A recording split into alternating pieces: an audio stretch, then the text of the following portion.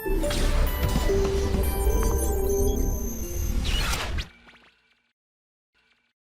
Everyone, कैसे हैं आप सब? Hope you all are good and safe. तो हो गए भाई 3 चैप्टर। लिमिट्स का अच्छे से रिवीजन किया होगा। कल अपन ने लिमिट्स को कवर किया था, पीवाई की होंगे, क्वेश्चन हुए होंगे, बहुत अच्छे से हुए होंगे। तो आज मैं जिस चैप्टर को लेकर के आया हूँ क्रैश कोर्स के अंदर, वो चैप्टर है कंटिन्यूटी एंड डिफरेंशियबिलिटी। ठीक है, डेरिवेबिलिटी भी बोलते हैं कई जगहों पे। ठीक, इस चैप्टर का वेटेज आप भी जानते हैं कि 99% चांसेस हैं, क्योंकि इतने सारे पेपर होंगे तो इसका भी क्वेश्चन आएगा ही आएगा। लिमिट्स का अगर कोई भी चीज छूटी होगी तो कई चीजों को हम लोग यहाँ पे कवर कर लेंगे। जैसे कि थ्रू आउट हम चलते रहेंगे तो कंटिन्यूटी एंड डिफरेंशियबिलिटी चैप्टर के अंदर लिमिट्स के काफी पार्ट्स को हम रिवाइज करेंगे, फंक्शन के काफी पार्ट्स को हम रिवाइज कर लेंगे through this particular chapter. ITF की काफी पार्ट्स को हम रिवाइज कर लेंगे। कोई क्वेश्चन हमें आईटीएफ पे link based on continuity and differentiability मिल जाता है। ठीक है, तो आइए let's begin with the chapter continuity and differentiability. Channel को सब्सक्राइब कर लीजिए, लाइक कर दीजिए, शेयर करिए, जितने भी आपके फ्रेंड्स हैं उनको बोलिए कि ये क्रैश कोर्स आपके आगे चल करके बहुत एडवांटेज देगा आपको। तो let's begin with the continuity and differentiability. तो बच्चों, सबसे पहले हम बात कर रहे हैं कंटिन्यूटी की। किसकी बात कर रहे हैं? कंटिन्यूटी की। तो बात शुरू होती है अगर कंटिन्यूटी की, तो बात शुरू होती है आखिर कंटिन्यूटी ऑफ अ फंक्शन होता क्या है। कल हमने बात करी थी लिमिट की, अगर आपको याद हो। आज हम बात करने जा रहे हैं कंटिन्यूटी की। तो कंटिन्यूटी और लिमिट में क्या फर्क था, कल मैंने थोड़ा सा शॉर्ट में आपको बताया था। तो पहले मैं आपको ग्राफिकली समझा देता हूँ, उसके बाद हम लोग थ्योरेटिकली पढ़ लेंगे इसको कि क्या लिखा हुआ है ये। ठीक है, तो ग्राफिकली अगर ये ग्राफ ऐसा बना हुआ है, ठीक है, ये डॉट यहाँ आया और ये ग्राफ ऐसे चला गया। ये पॉइंट लेटर से कोई पॉइंट था ए, ठीक है, और हम इसके ए पे कंटिन्यूटी की बात करें तो आपको दिख रहा है ग्राफ अगर टूट गया, मैंने पेन चलाया और पेन मेरा उठ गया तो फंक्शन डिसकंटिन्यूअस हो गया। और अगर मेरा पेन नहीं उठा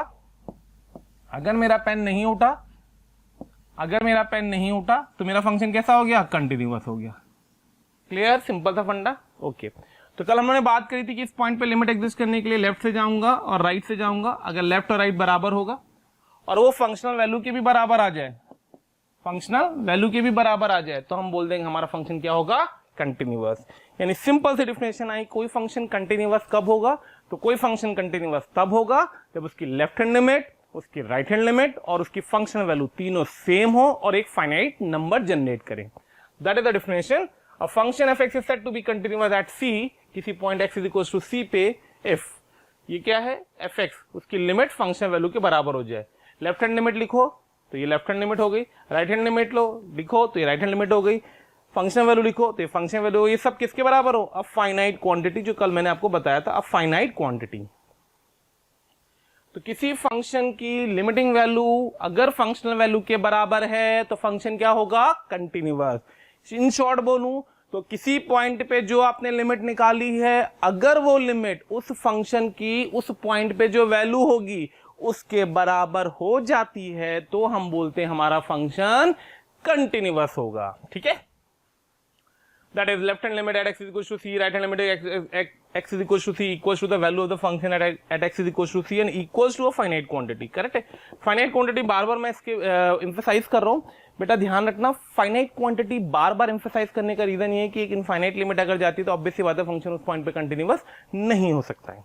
ठीक है, if a function is f(x) is continuous at x is equals to c, the graph of the function at a corresponding point c, fc, ये जो c, fc पॉइंट अपन ने यहाँ पे मान लो इस पॉइंट को मैं c बोल देता हूँ। ठीक है, तो ये fc हो गया। तो अगर मैं आपसे पूछूं what is the coordinate of this thing, तो आप बोलोगे c, f of c। ठीक है, तो c, fc will not be broken, टूटा नहीं होना चाहिए। But if fx is discontinuous at x is equals to c, then the graph will be broken at the corresponding point। broken का मतलब, अगर मान लो मैं दूसरा कोई छोटा सा ग्राफ बना के दिखाऊं आपको, तो अगर मैं ऐसा कोई ग्राफ बना देता हूं, ठीक है, ये ग्राफ यहाँ डॉट लग गया, फंक्शन एट सी पे क्या है? डिसकंटिन्यूअस है। ये फंक्शन एट सी पे क्या है? कंटिन्यूअस है। क्लियर? चलिए ग्राफिकली और थोड़ा सा इंटरप्रेट करते हैं। जैसे ये सामने आया, ठीक, सी पे फंक्शन की वैल्यू लेफ्ट हैंड लिमिट की मान ले कुछ थी, ए थी। ठीक है, फंक्शन की बी पे लिमिट बी थी, तो लेफ्ट हैंड लिमिट यहाँ डॉट लगा हुआ है, लेफ्ट हैंड लिमिट कितनी है इसकी? ए के बराबर। फंक्शन वैल्यू कितनी है? ए के बराबर। राइट हैंड लिमिट कितनी है? बी के बराबर। फंक्शन क्या दिखेगा? डिसकंटिन्यूअस, टूटा हुआ। फोटो में दिख रहा है टूटा हुआ, क्यों? क्योंकि फंक्शन वैल्यू डिफाइंड नहीं है। क्लियर? फंक्शन वैल्यू डिफाइंड है लेकिन फंक्शनल वैल्यू लिमिटिंग वैल्यू के बराबर नहीं है। मतलब limit LHL equals to RHL but not equals to f of A. अगर मैं इसमें बोलूं तो क्या लिखूंगा, LHL equals to RHL but f of A is not defined.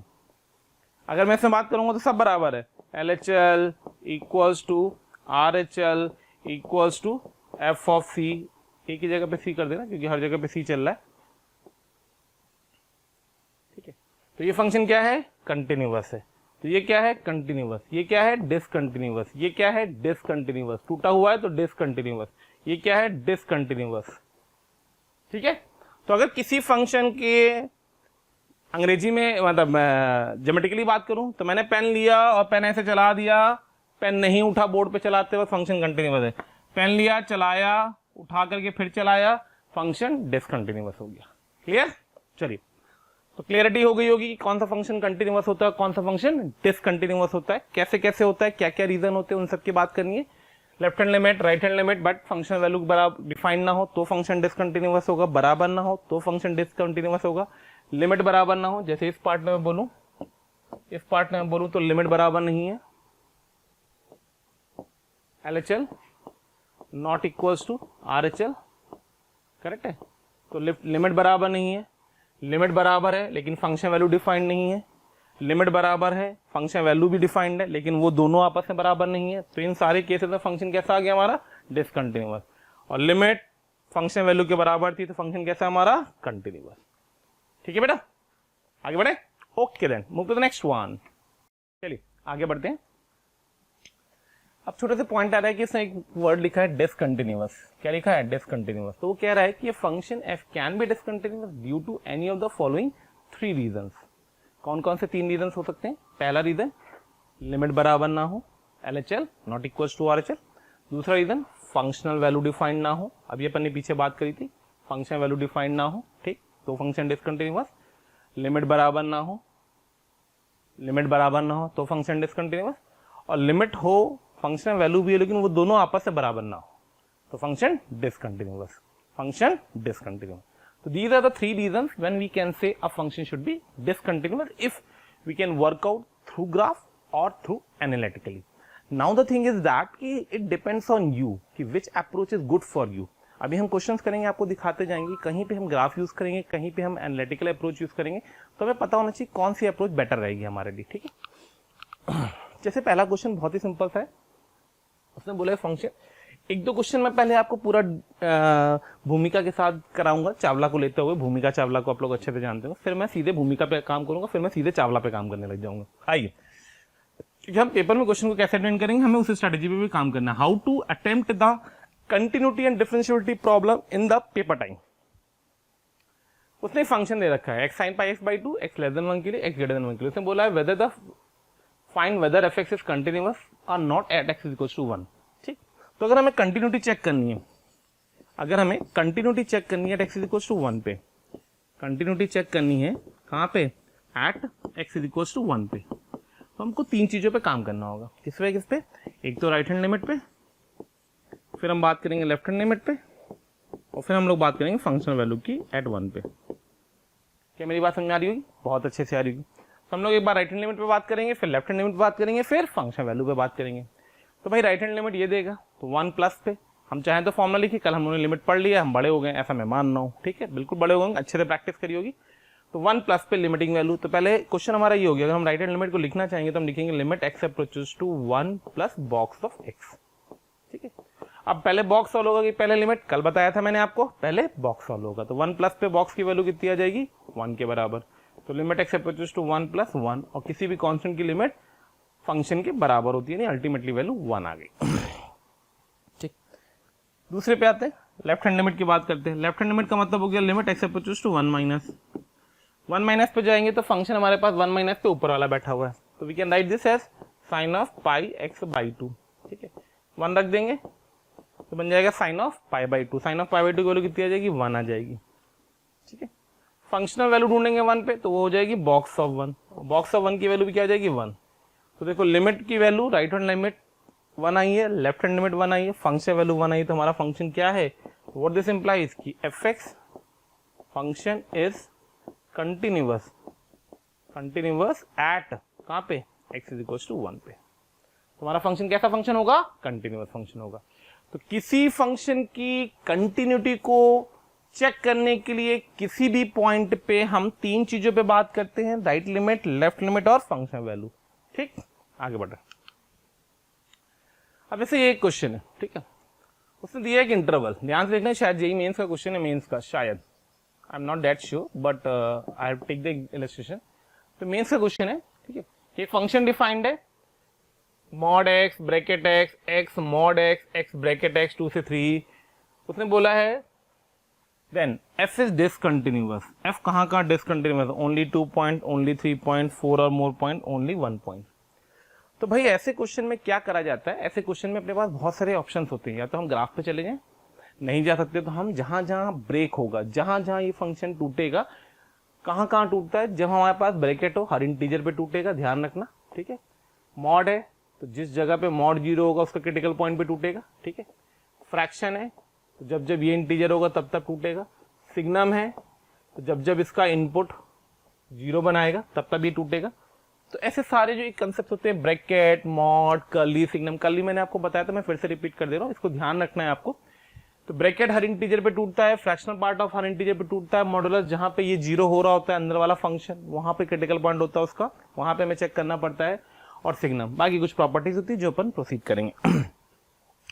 ठीक है, तो आइए इसको इंटरप्रेट कर लेते हैं। तो हम अपने पास बहुत सारी चॉइस थी, मैंने एक चॉइस उठाई ग्राफ, पूरे का ग्राफ बनाना चाहता हूं मैं, ठीक है। कहां से कहां तक बनाना अपने को? -1 से 3 तक, -1 से 3 तक, -1 0 -1 0 1, ठीक है, 2, ठीक है, और 3।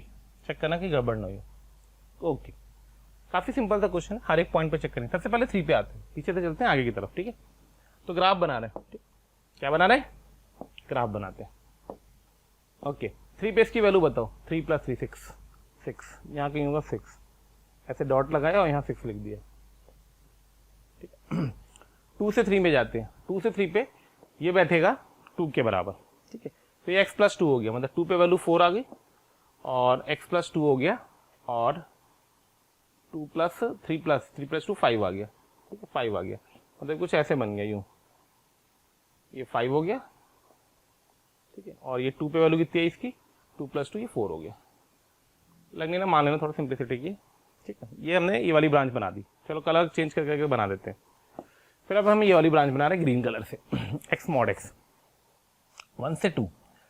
तो 1 से 2 में mod x का कोई लॉजिक ही नहीं है, 2x लिखा हुआ है, सीधे सीधे 2x लिख देंगे। तो 2x का ग्राफ चाहिए, x = 1 पे वैल्यू 2 देगा, और x = 2 पे वैल्यू 4 देगा, ठीक है। यहाँ एरो आ जाएगी और यहाँ ऐसे चला जाएगा, ठीक, यहाँ डॉट था पहले से। आगे बढ़ते हैं, 0 से 1, 0 से 1 में ये वाला ब्रैकेट 0 देगा, ये वाला x देगा, तो अल्टीमेटली x आ जाएगा। तो 0 से 1 में 0 पे वैल्यू 0 आएगी, और 1 पे वैल्यू 1 आएगी, तो अल्टीमेटली x = 1 आ जाएगा। 1 पे ये कितना दे रहा था? 1 पे दे रहा था 2, तो सॉरी डिसकंटिन्यूअस होगा इस जगह पे।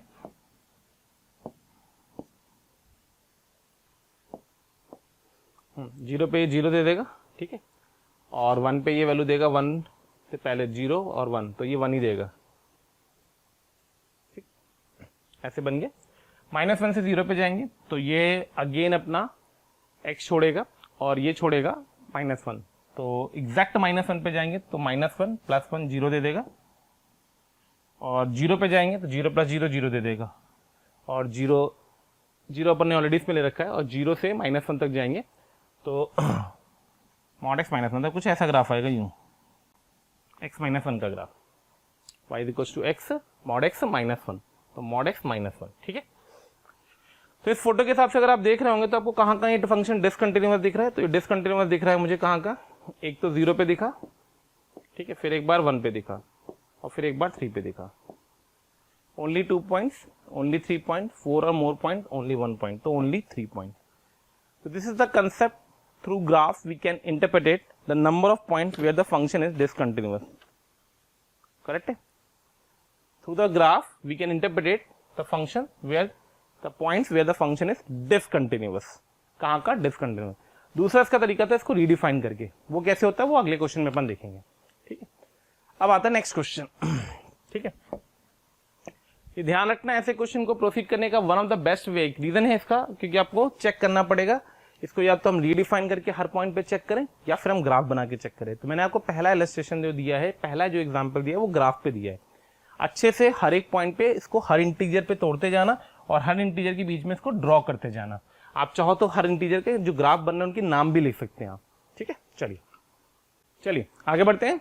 नेक्स्ट क्वेश्चन ले रहे हैं ये वाला, if F X equals to sine of P plus 1x sine X upon X, ठीक है। अब देखिए जरा फटाफट, उसे पी क्यू का पेयर आपसे मांगा है, ठीक है। क्या बोला है, इस कंटिन्यूअस एट जीरो, सिर्फ जीरो पे चेक करना है। तो जीरो के लेफ्ट पे ये देगा, जीरो के राइट पे देगा, जीरो पे ये देगा। तो हमने इसकी राइट हैंड लिमिट लिखी, ठीक है, फिर फंक्शनल वैल्यू लिखी, ठीक है, और फिर लेफ्ट हैंड लिमिट लिखी और चेक कर लिया। फंक्शनल वैल्यू तो क्यू के बराबर थी, कोई टेंशन ही नहीं। अब लिमिट थोड़ा स्मार्ट तरीके से निकाल दो। तो अगर मैं इसकी लेफ्ट हैंड लिमिट निकाल लूँ, ठीक है, मान लो मैं इसकी लेफ्ट हैंड लिमिट निकाल लूँ तो बन जाएगा लिमिट, ठीक है, H approaches to left hand limit का फॉर्मूला लगा देंगे। तो sine of P plus 1 into H divide by H plus का sine H divide by H, ठीक है। इसको p प्लस 1 से मल्टीप्लाई कर देंगे, इसको भी p प्लस 1 से मल्टीप्लाई कर देंगे ऊपर,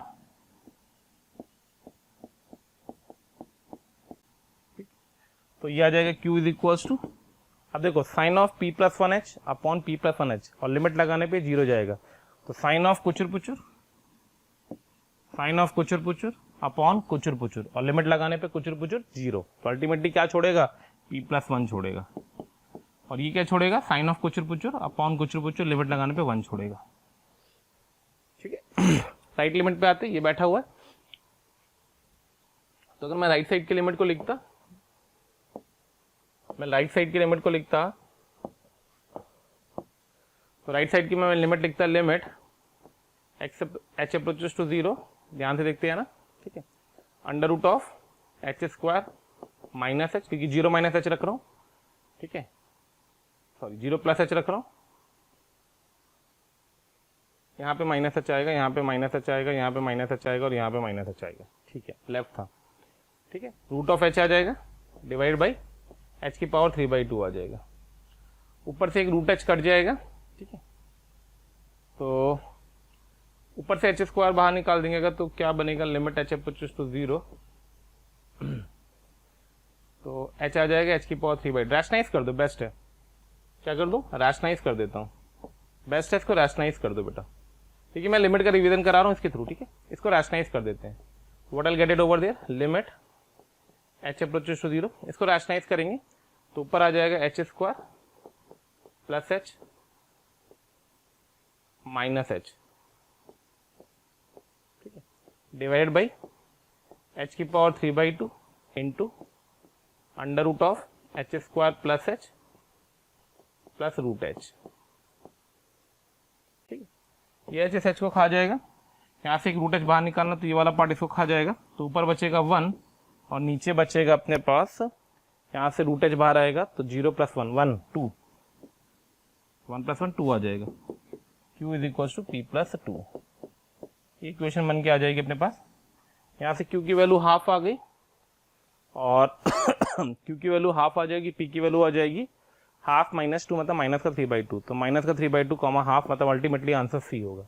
तो करेक्ट आंसर क्या आएगा बेटा, तो करेक्ट आंसर सी आएगा।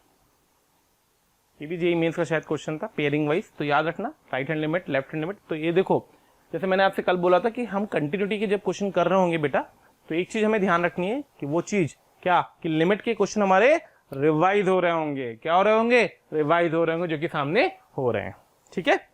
चलिए let's move to the next question. अब जैसे ये क्वेश्चन है, हम इसको ओरल भी कर सकते हैं बट ओरल करने की नीड नहीं, कंटिन्यूअस एट 5 बोल रखा है उसने, ये भी शायद जेईई का क्वेश्चन है। तो अगर 5 की कंटिन्यूअस है तो अब देखिए हम थोड़ा सा स्मार्ट वे में करेंगे इसको।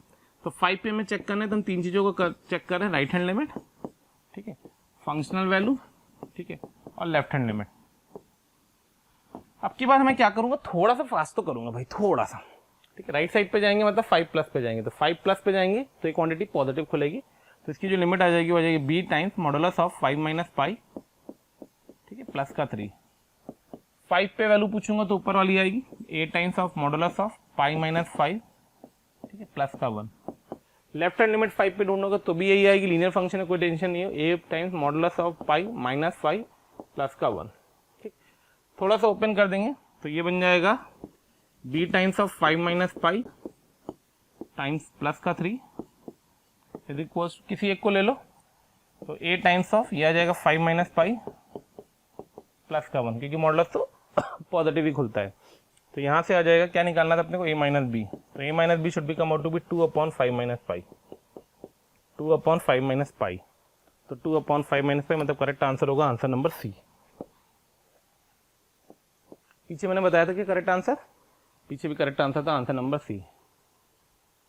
उसके पीछे बताया था, पीछे करेक्ट आंसर होगा आंसर नंबर बी, ठीक है, इसका आंसर सी आया। क्लियर है, समझ में आ रहा है कि नहीं आ रहा है? तो लिमिट चेक करते जा रहे हैं और कंटिन्यूटी पे वर्कआउट करते जा रहे हैं, लिमिट चेक करते जा रहे हैं और कंटिन्यूटी पे वर्कआउट करते जा रहे हैं।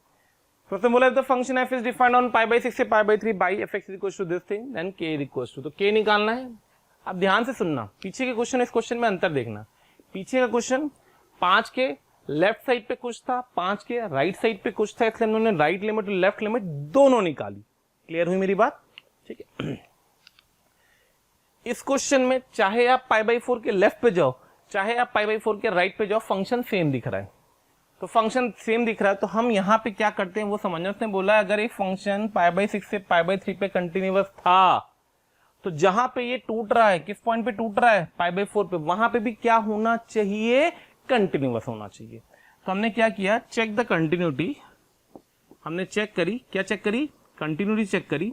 किसकी चेक करी, fx की चेक करी। कहां पे चेक करी, एट किस पॉइंट पे चेक करिए, x इज इक्वल टू π/4 पे। पहली बात। अब अगर हम π/4 पे कंटिन्यूटी चेक कर रहे हैं बेटा, π/4 पे कंटिन्यूटी चेक कर रहे हैं, तो हम क्या बोलते हैं इस सिचुएशन में कि जो उसकी π/4 पे फंक्शन की लिमिटिंग वैल्यू होगी या लिमिट की वैल्यू जो होगी वो फंक्शनल वैल्यू के बराबर होनी चाहिए f ऑफ π/4 की। आई बात समझे, कि जो उस फंक्शन की लिमिटिंग वैल्यू आएगी वो फंक्शन वैल्यू करा। ऐसा कब करेंगे हम, जब लेफ्ट और राइट में हमें सेम फंक्शन दिखेगा। देखिए हमने पीछे नहीं किया, इस क्वेश्चन में लेफ्ट साइड पे कोई फंक्शन था, राइट पे कोई था। इस क्वेश्चन में लेफ्ट पे कुछ था, राइट पे कुछ था। इस क्वेश्चन में हर एक पॉइंट के लेफ्ट पे कुछ है, राइट पे कुछ है, लेफ्ट पे कुछ है, राइट पे कुछ है, और बीच के हर पॉइंट पे वो कंटिन्यूअस था, ठीक है। तो ये वाला जो पार्ट हम लगा रहे हैं, ये पार्ट कब लगेगा, ये पार्ट तब लगेगा जब फंक्शन लेफ्ट और राइट पे सेम नेचर दिखा रहा हो या सेम फंक्शन लिखा हो, ठीक। तो बस खत्म हो गया, π/4 पे फंक्शन की लिमिट निकालनी। तो क्वेश्चन हो गया limit x approaches to π/4 √2 cos x minus 1 upon cot x minus 1, ठीक है। और किसके बराबर होगा, ये k के बराबर होगा। तो यहां से अगर हमें k की वैल्यू चाहिए तो हमको इस लिमिट को सॉल्व करना है। π/4 रखोगे तो 0/0 का फॉर्मेट आ रहा है, दिख रहा है, डिफरेंशिएट कर दो, लॉपिटल लगा दो, ठीक। हमारा क्वेश्चन हो गया लिमिट x अप्रोचेस टू π/4। जैसे हम लॉपिटल लगाएंगे ऊपर कितना आएगा, √2 टाइम्स cos x का डेरिवेटिव माइनस का sin x, ठीक है, 0 हो जाएगा। cot x का derivative minus cosec x into cot x, minus cosec square x, cot x है ना, cot x का डेरिवेटिव। π/4 रख देंगे तो ये खत्म हो जाएगा। अल्टीमेटली k कितना आ जाएगा, √2 तो ऑलरेडी बैठेगा, साइन का क्यूब x बनेगा, π/3 पे जाएंगे तो 1/√2 का होल क्यूब आएगा। तो अल्टीमेटली जो k की वैल्यू आएगी कितनी आएगी, √2, 1/√2, 2, तो 1/2 आ जाएगी। तो k इज इक्वल टू कितना आ गया बेटा, हाफ आ गया। k is equal to half, तो करेक्ट आंसर सी आंसर है। करेक्ट आंसर वापस से हमारा क्या आया, आंसर सी आया। तो देख लो किस तरीके से कौन से कंसेप्ट पे क्या अप्लाई करना है। क्या मेरी बात क्लियर हो गई, क्या जो मैंने आपको बताना चाहा वो समझ में आ गया। Are you comfortable with the solution. कोई भी इश्यू होता है कमेंट बॉक्स में कमेंट करिए, लाइक करिए, चैनल को शेयर करिए, सब्सक्राइब करिए और बहुत मन लगा के पढ़िए। टारगेट होना चाहिए, उस टारगेट को प्रॉपरली अचीव करिए, ठीक है। ओके, तो now the next article what we are covering is types of discontinuity. कितने टाइप की डिसकंटिन्यूटी, अभी अपन ने पढ़ा डिसकंटिन्यूटी क्या क्या होती है। अब आते हैं टाइप्स ऑफ डिसकंटिन्यूटी, ठीक है। पहला होता है रिमूवल टाइप ऑफ डिसकंटिन्यूटी, जिसको हम लोग फर्स्ट काइंड भी बोलते हैं। क्या बोलते हैं, फर्स्ट काइंड। मतलब बहुत ही मैंने बुक्स वगैरह में पढ़ा था इसलिए मैंने ये टर्म लिख दिया, वरना मैं लिखता नहीं हूं। तो रिमूवल टाइप ऑफ डिसकंटिन्यूटी का मतलब क्या होता है, ऐसी डिसकंटिन्यूटी जिसकी लिमिटिंग वैल्यू लिमिट तो एग्जिस्ट करे, लेकिन इनकेस लिमिट तो देखो एग्जिस्ट करे but it is not equal to the functional value, functional value के बराबर ना हो, then the function is said to be have a removable discontinuity. Removal क्यों बोलते हैं? क्योंकि हम फंक्शन को रीडिफाइन करके उसकी डिसकंटिन्यूटी को रिमूव कर सकते हैं, ठीक है, इसलिए इसका नाम क्या होता है? रिमूवेबल, ठीक है। Redefine the function such that limiting value function value के बराबर हो जाएगी, तो हम बोल देंगे हम फंक्शन को डिसकंटिन्यूअस को कंटिन्यूअस बना सकते हैं eight X equal to C पे, ठीक है। इसके दो टाइप होते हैं, एक होता है मिसिंग पॉइंट और एक होता है आइसोलेटेड पॉइंट। मिसिंग पॉइंट का क्या मतलब होता है? फोटो से समझना चाहो तो फोटो समझा देता हूँ, करेक्ट है। ये है, जैसे मान लो ये पॉइंट सी था, तो देखो इसकी लिमिट एग्जिस्ट कर रही है लेकिन फंक्शन वैल्यू डिफाइंड नहीं है, तो फंक्शन वैल्यू डिफाइंड होता है, फंक्शनल वैल्यू मिसिंग है, इसलिए इसको हम लोग बोलते हैं मिसिंग पॉइंट। कि लिमिट एग्जिस्ट करे but F of A not defined, limit exist करे ए पे but F of A not defined. दूसरा होता है आइसोलेटेड। आइसोलेटेड का मतलब होता है परिवार का सदस्य परिवार से नाराज होकर के दूर बैठा हुआ है, परिवार का सदस्य परिवार से नाराज होकर के दूर बैठा हुआ है, ठीक है। तो देखो इसकी भी लिमिट एग्जिस्ट करेगी लेकिन फंक्शन वैल्यू के बराबर नहीं होगी, तो क्या लिखा है? लिमिट एग्जिस्ट करती है, फंक्शन वैल्यू भी एग्जिस्ट करती है, लेकिन लिमिटिंग वैल्यू और फंक्शन वैल्यू आपस में बराबर नहीं होती है। तो अगर हम यहाँ पे फंक्शन वैल्यू को रीडिफाइन कर सकते हैं तो फंक्शन कंटिन्यूअस हो जाएगा, अगर हम इसको फर्दर रीडिफाइन कर देते हैं तो फंक्शन कंटिन्यूअस हो जाता है। इसलिए हम इन दोनों को क्या बोलते हैं? Removal type of discontinuity. इसका एक पर्टिकुलर चार टाइप की चीज होती है। क्या होता है मैं थोड़ा सा शॉर्ट में समझाता हूं। एक तो दादाजी जिनका नाम था टीओडी, टॉड, उनके दो बेटे थे। पहले बेटे का नाम था रिमूवेबल डिसकंटिन्यूअस, दूसरे का नाम था नॉन रिमूवेबल डिसकंटिन्यूअस, ठीक। रिमूवेबल डिसकंटिन्यूअस के दो बेटे हुए, एक का नाम रखा उसने मिसिंग पॉइंट और एक का नाम रखा isolated point. Isolated point, missing point and isolated point, ठीक है। जिसकी इसमें क्या होता था? इसमें लिमिट एग्जिस्ट करती थी, लिमिट एग्जिस्ट करती थी, और इसमें क्या होता था? लिमिट ही एग्जिस्ट नहीं करती थी, लिमिट डज नॉट एग्जिस्ट। इसमें लिमिट एग्जिस्ट नहीं करती थी और इसमें लिमिट एग्जिस्ट करती थी। लिमिट एग्जिस्ट करती थी लेकिन लिमिट एग्जिस्ट करती थी लेकिन फंक्शन वैल्यू के बराबर नहीं होती थी। क्यों नहीं होती थी? दो तरीके थे, या तो मिसिंग पॉइंट या तो आइसोलेटेड पॉइंट। इसके तीन बेटे हुए थे, एक का नाम रखा था उसने फाइनाइट, मैं शॉर्ट में लिख रहा हूँ, अभी आगे चलेंगे। दूसरा आता है हमारा इर्रिमूवेबल टाइप ऑफ डिसकंटिन्यूटी, जिसको हम लोग सेकंड टाइप बोलते हैं। इसमें क्या होता है? इसमें लिमिट डज नॉट एग्जिस्ट। अब लिमिट अगर एग्जिस्ट नहीं कर रही है, अगर लिमिट एग्जिस्ट नहीं कर रही है बेटा, तो चाहे फंक्शन वैल्यू डिफाइंड हो चाहे ना डिफाइंड हो, हमारी सेहत पे फर्क नहीं पड़ेगा। Clear? It not possible to make the function continuous by the redefining it. However, if both the limits LHL and RHL are finite, then discontinuity is said to be of first kind. Otherwise, it is non-renewable discontinuity of second type. Non-renewable के तीन बेटे हुए थे, पहले का नाम था finite, दूसरे का था इनफाइनाइट, तीसरे का था ऑसिलेटरी। फाइनाइट का मतलब दोनों की लिमिट तो एग्जिस्ट करती थी लेकिन बराबर नहीं होती थी। LHL not equals to RHL। Example के लिए देख लो, x माइनस ब्रैकेट x हर इंटीजर पे डिसकंटिन्यूअस होगा, फ्रैक्शन पार्ट है। इनफाइनाइट क्या होता है? LHL या RHL किसी एक की लिमिट प्लस इन्फिनेटिव या माइनस इन्फिनेटिव की तरफ टेंड करती है। तो अगर लिमिट इन्फिनेटिव जाती है तो हम लोग बोलते थे लिमिट एग्जिस्ट नहीं करेगी, इसलिए हम लोग बोलते हैं इनफाइनाइट टाइप ऑफ डिसकंटिन्यूटी वो कंटेन करेगा। ऑसिलेटरी टाइप क्या कहता है कि जो फंक्शन है वो उसकी जो लिमिटिंग वैल्यू है, limit oscillate between two finite numbers, limit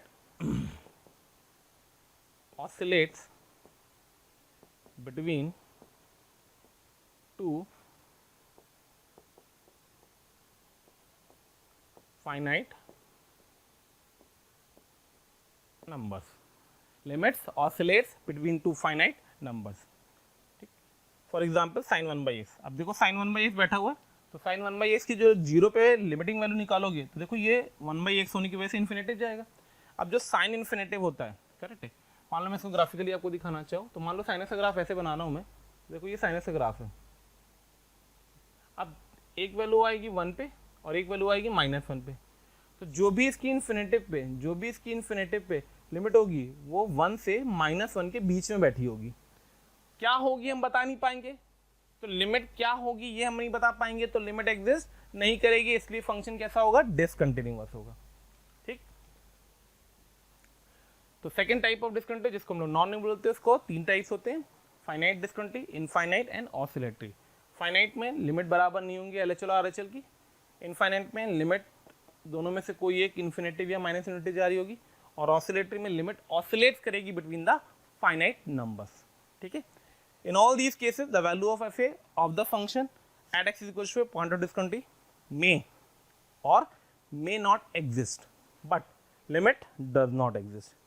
function value exist करे चाहे ना करे, लिमिट एग्जिस्ट नहीं करनी चाहिए, और लिमिट अगर एग्जिस्ट नहीं करेगी तो मेरे नवाबों याद रखना फंक्शन क्या होगा, discontinuous. Clear? Okay then can you move further, take the screenshots, रखते जाइएगा, कंपाइल करते रहिएगा, आपके काम आएंगी ये चीजें। जैसे हम लोगों ने बात कर ली डिसकंटिन्यूटी फर्स्ट काइंड, ठीक है, जब लिमिट एग्जिस्ट करे, both exist and finite, then the discontinuity is called first kind. Limit both does not exist, then the limit is called second kind. एक पॉइंट फंक्शन होता है, नाम सुना होगा कई लोगों ने। पॉइंट फंक्शन कैसे कहते हैं, हमने फंक्शन के टाइम पे पढ़ा था, ठीक है। पॉइंट फंक्शन उस फंक्शन को बोलते हैं जिसकी डोमेन में भी सिंगल पॉइंट हो, रेंज में भी सिंगल पॉइंट हो। जैसे फॉर एग्जांपल ये बैठा हुआ है, तो अगर कोई फंक्शन पॉइंट फंक्शन होता है, ठीक है, are to be treated, point function are to be treated as, एक टर्म गलत आ गया यहाँ पे, कंटिन्यूअस आएगा not discontinuous. Point function are treated to be a continuous function, treated to be a continuous function. ये टर्म मैं काट रहा हूँ, यहाँ पे डिसकंटिन्यूअस नहीं आना चाहिए, कंटिन्यूअस आएगा, ठीक है। तो point function are treated to be a continuous function. Reason उसका बता देता हूँ क्यों ऐसा होता है। जैसे मान लो यही क्वेश्चन था, ठीक है, तो अगर एक फंक्शन है, जैसे इसकी डोमेन में क्या आएगा, एक्स इज इक्वल टू 1 आएगा, रेंज में क्या आएगा, एक्स इज इक्वल टू 0 आएगा, तो ये हो गया वो पॉइंट फंक्शन। अब किसी फंक्शन की जब हम डिसकंटिन्यूटी की बात करते हैं, बेटा ध्यान से सुनना, किसी फंक्शन की हम डिसकंटिन्यूटी की बात करते हैं तो उसके नेबरहुड पे, लेफ्ट साइड पे as well as right side पे अगर ग्राफ होगा तो ही तो हम डिसकंटिन्यूटी को ऑब्जर्व कर पाएंगे। नहीं मत समझ में आए? जैसे मान लो 4 लोग मेरे बगल में खड़े हैं, मतलब एक इधर खड़ा है, एक इधर खड़ा है, हम तीनों ने हाथ पकड़ रखे हैं, तो अब ऐसी बात हम कंटिन्यूअस है। अब मैंने अगर हाथ छोड़ दिया तो दूर वाला मुझे, बगल वाला मेरा जो लेफ्ट साइड, जो मेरे राइट साइड पे खड़ा है वो मुझे दिख रहा है, लेकिन हम दोनों ने हाथ नहीं पकड़ा, तो हम दोनों एक दूसरे से डिसकंटिन्यूअस है। वाइल ओवर हियर हम लोग कैसे हैं, कंटिन्यूअस। अब मैंने इससे भी हाथ छोड़ दिया, अब दोनों में डिसकंटिन्यूअस है, करेक्ट है। तो अगर हम एक ग्राफ एक ऐसे दिख रहा है और एक ग्राफ ऐसे दिख रहा है, ध्यान से देखना, तो देखो ये टूटा हुआ है, तो ये तो डिसकंटिन्यूअस होगा इस पॉइंट पे। लेकिन इस क्यों, क्योंकि इस पॉइंट के लेफ्ट पे भी, राइट पे भी ग्राफ है, लेफ्ट पे भी ग्राफ है, जबकि इसके क्या है, ना तो लेफ्ट पे ग्राफ है ना तो राइट पे ग्राफ है। तो इसलिए ऐसे फंक्शन को हम लोग क्या बोलते हैं, कंटिन्यूअस बोलते हैं। क्या बोलते हैं, कंटिन्यूअस बोलते हैं। इसी पे एक पॉइंट और आता है, वन साइडेड कंटिन्यूअस, ठीक है, यहां समझ लेना उस चीज को। वन साइडेड कंटिन्यूअस कहाँ लिख दूं मैं, यही लिख देता हूँ, ठीक है, वन साइडेड कंटिन्यूअस। ठीक, क्या बात करने जा रहा हूं मैं, वन साइडेड कंटिन्यूअस।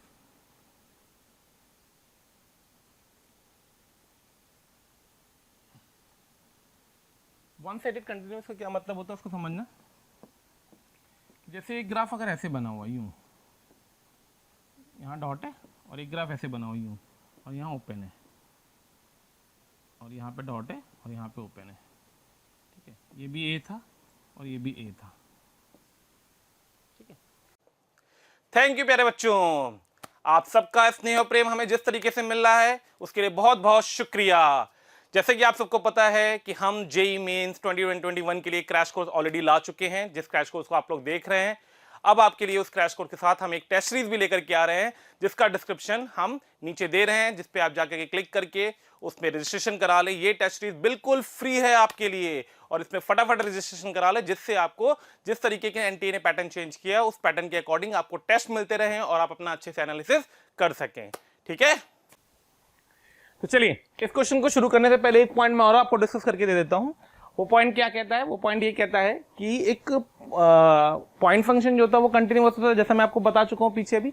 अब हम लोग बात करने जा रहे हैं एक पॉइंट की जिसका नाम है सिंगल पॉइंट कंटिन्यूटी। किसकी बात करने जा रहे हैं, single point one sided continuity की, सॉरी किसकी बात करने जा रहे हैं, one sided continuity. One sided limit भी एग्जिस्ट करती है बच्चों, ध्यान रखना, वन साइडेड फंक्शन कंटिन्यूअस भी होता है।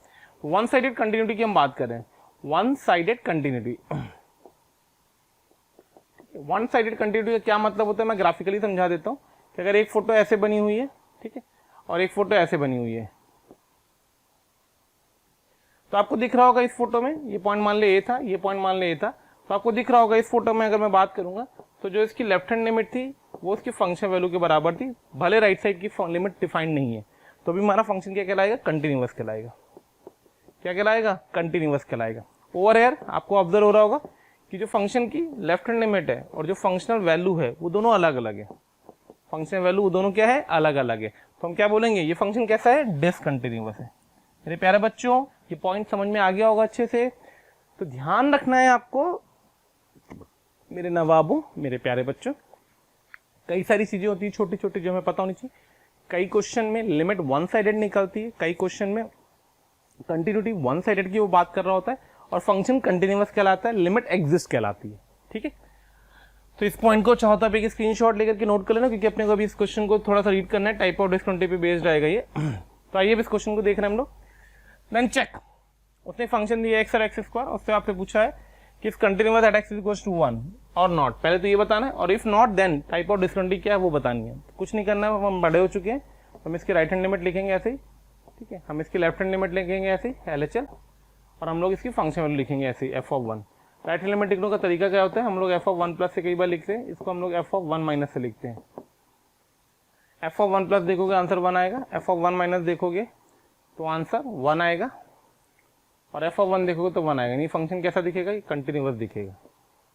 करेक्ट है, f(1 नॉट डिफाइंड आएगा, सॉरी f(1 नॉट डिफाइंड आएगा, नॉट डिफाइंड। तो फंक्शन कैसा होगा, इसकी लिमिट एग्जिस्ट करेगी, और अगर लिमिट एग्जिस्ट करेगी तो फंक्शन किस टाइप की डिस्कंटिन्यूटी को होल्ड करेगा। तो हम क्या लिखेंगे आंसर, fx इज डिसकंटिन्यूअस। हम क्या लिखेंगे, fx इज डिसकंटिन्यूअस। ठीक है, क्यों, क्योंकि लिमिट तो एग्जिस्ट करी लेकिन फंक्शन वैल्यू डिफाइंड नहीं है। और कौन से टाइप की discontinuity, this have second kind of first kind of discontinuity, first kind of discontinuity, kind of discontinuity. या इसी को हम लोग बेटा ऐसे भी लिखते हैं कि फंक्शन है removable type of discontinuity, removable type of discontinuity. ठीक है, चलिए आगे बढ़ते हैं। नेक्स्ट जो उन्होंने पढ़ा था ना फाइनाइट टाइप ऑफ डिस्कंटिन्यूटी, तो जो ये लेफ्ट और राइट लिमिट का जो डिफरेंस होता है ना, लेफ्ट एंड राइट का, इसको हम लोग बोलते हैं jump of discontinuity, which is nothing else left hand limit minus right hand limit का जो डिफरेंस होता है मॉड वैल्यू, इसको हम लोग बोलते हैं जंप ऑफ डिस्कंटिन्यूटी। ठीक है, a function having finite number of jumps in a given interval is called a piecewise continuous और sectionally continuous function in this interval. Example curly bracket x bracket x। ठीक है, piece wise continuous function पता होना चाहिए, piece wise continuous function, ये term थोड़ा सा important है, ध्यान रखिएगा।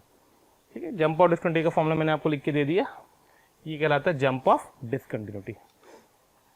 जैसे एक सिंपल सा क्वेश्चन है, उसने पूछा इसकी जंप बतानी है आपको, तो π/2 मतलब बेसिकली हमको लेफ्ट और राइट दोनों लिमिट निकालनी होगी। ठीक है, तो हम इसकी लेफ्ट हैंड लिमिट निकालेंगे पहले, और फिर हम लोग इसकी राइट हैंड लिमिट निकालेंगे, दोनों का डिफरेंस जो होगा वो हमारा आंसर आ जाएगा। तो π/2 माइनस पे जाएंगे, cos inverse bracket of curly bracket of cot x लिखा हुआ है, तो उसको हम लोग लिख सकते हैं कॉस इनवर्स ऑफ, सॉरी मैं लेफ्ट हैंड लिमिट की बात कर रहा हूँ, तो cos inverse curly bracket of cot x लिखा हुआ है, तो उसको cot x minus box of cot x लिख देंगे। जस्ट π/2 के पीछे जाओगे तो π/2 से जस्ट पहले देखोगे तो कॉट की जो वैल्यू होती है वो फ्रैक्शन, पॉजिटिव फ्रैक्शन होती है, बॉक्स वैल्यू 0 हो जाएगी, तो एक कॉस इनवर्स कॉट एक्स बन जाएगा अल्टीमेटली सॉल्व करके, cos inverse cot x. Limit नहीं लिख रहा हूं मैं, आपको समझ में आ रहा होगा लिमिट क्यों नहीं लिख रहा हूँ, या लिखना चाहो तो लिख लेना limit x approaches to π/2 minus. ठीक है, कॉट ऑफ π/2 माइनस रखेंगे तो ये आ जाएगा 0, कॉस इनवर्स 0 1, यानी इसकी वैल्यू आ जाएगी 1 के बराबर। कितनी आ जाएगी, 1 के बराबर। लेफ्ट हैंड लिमिट निकालते हैं इसकी,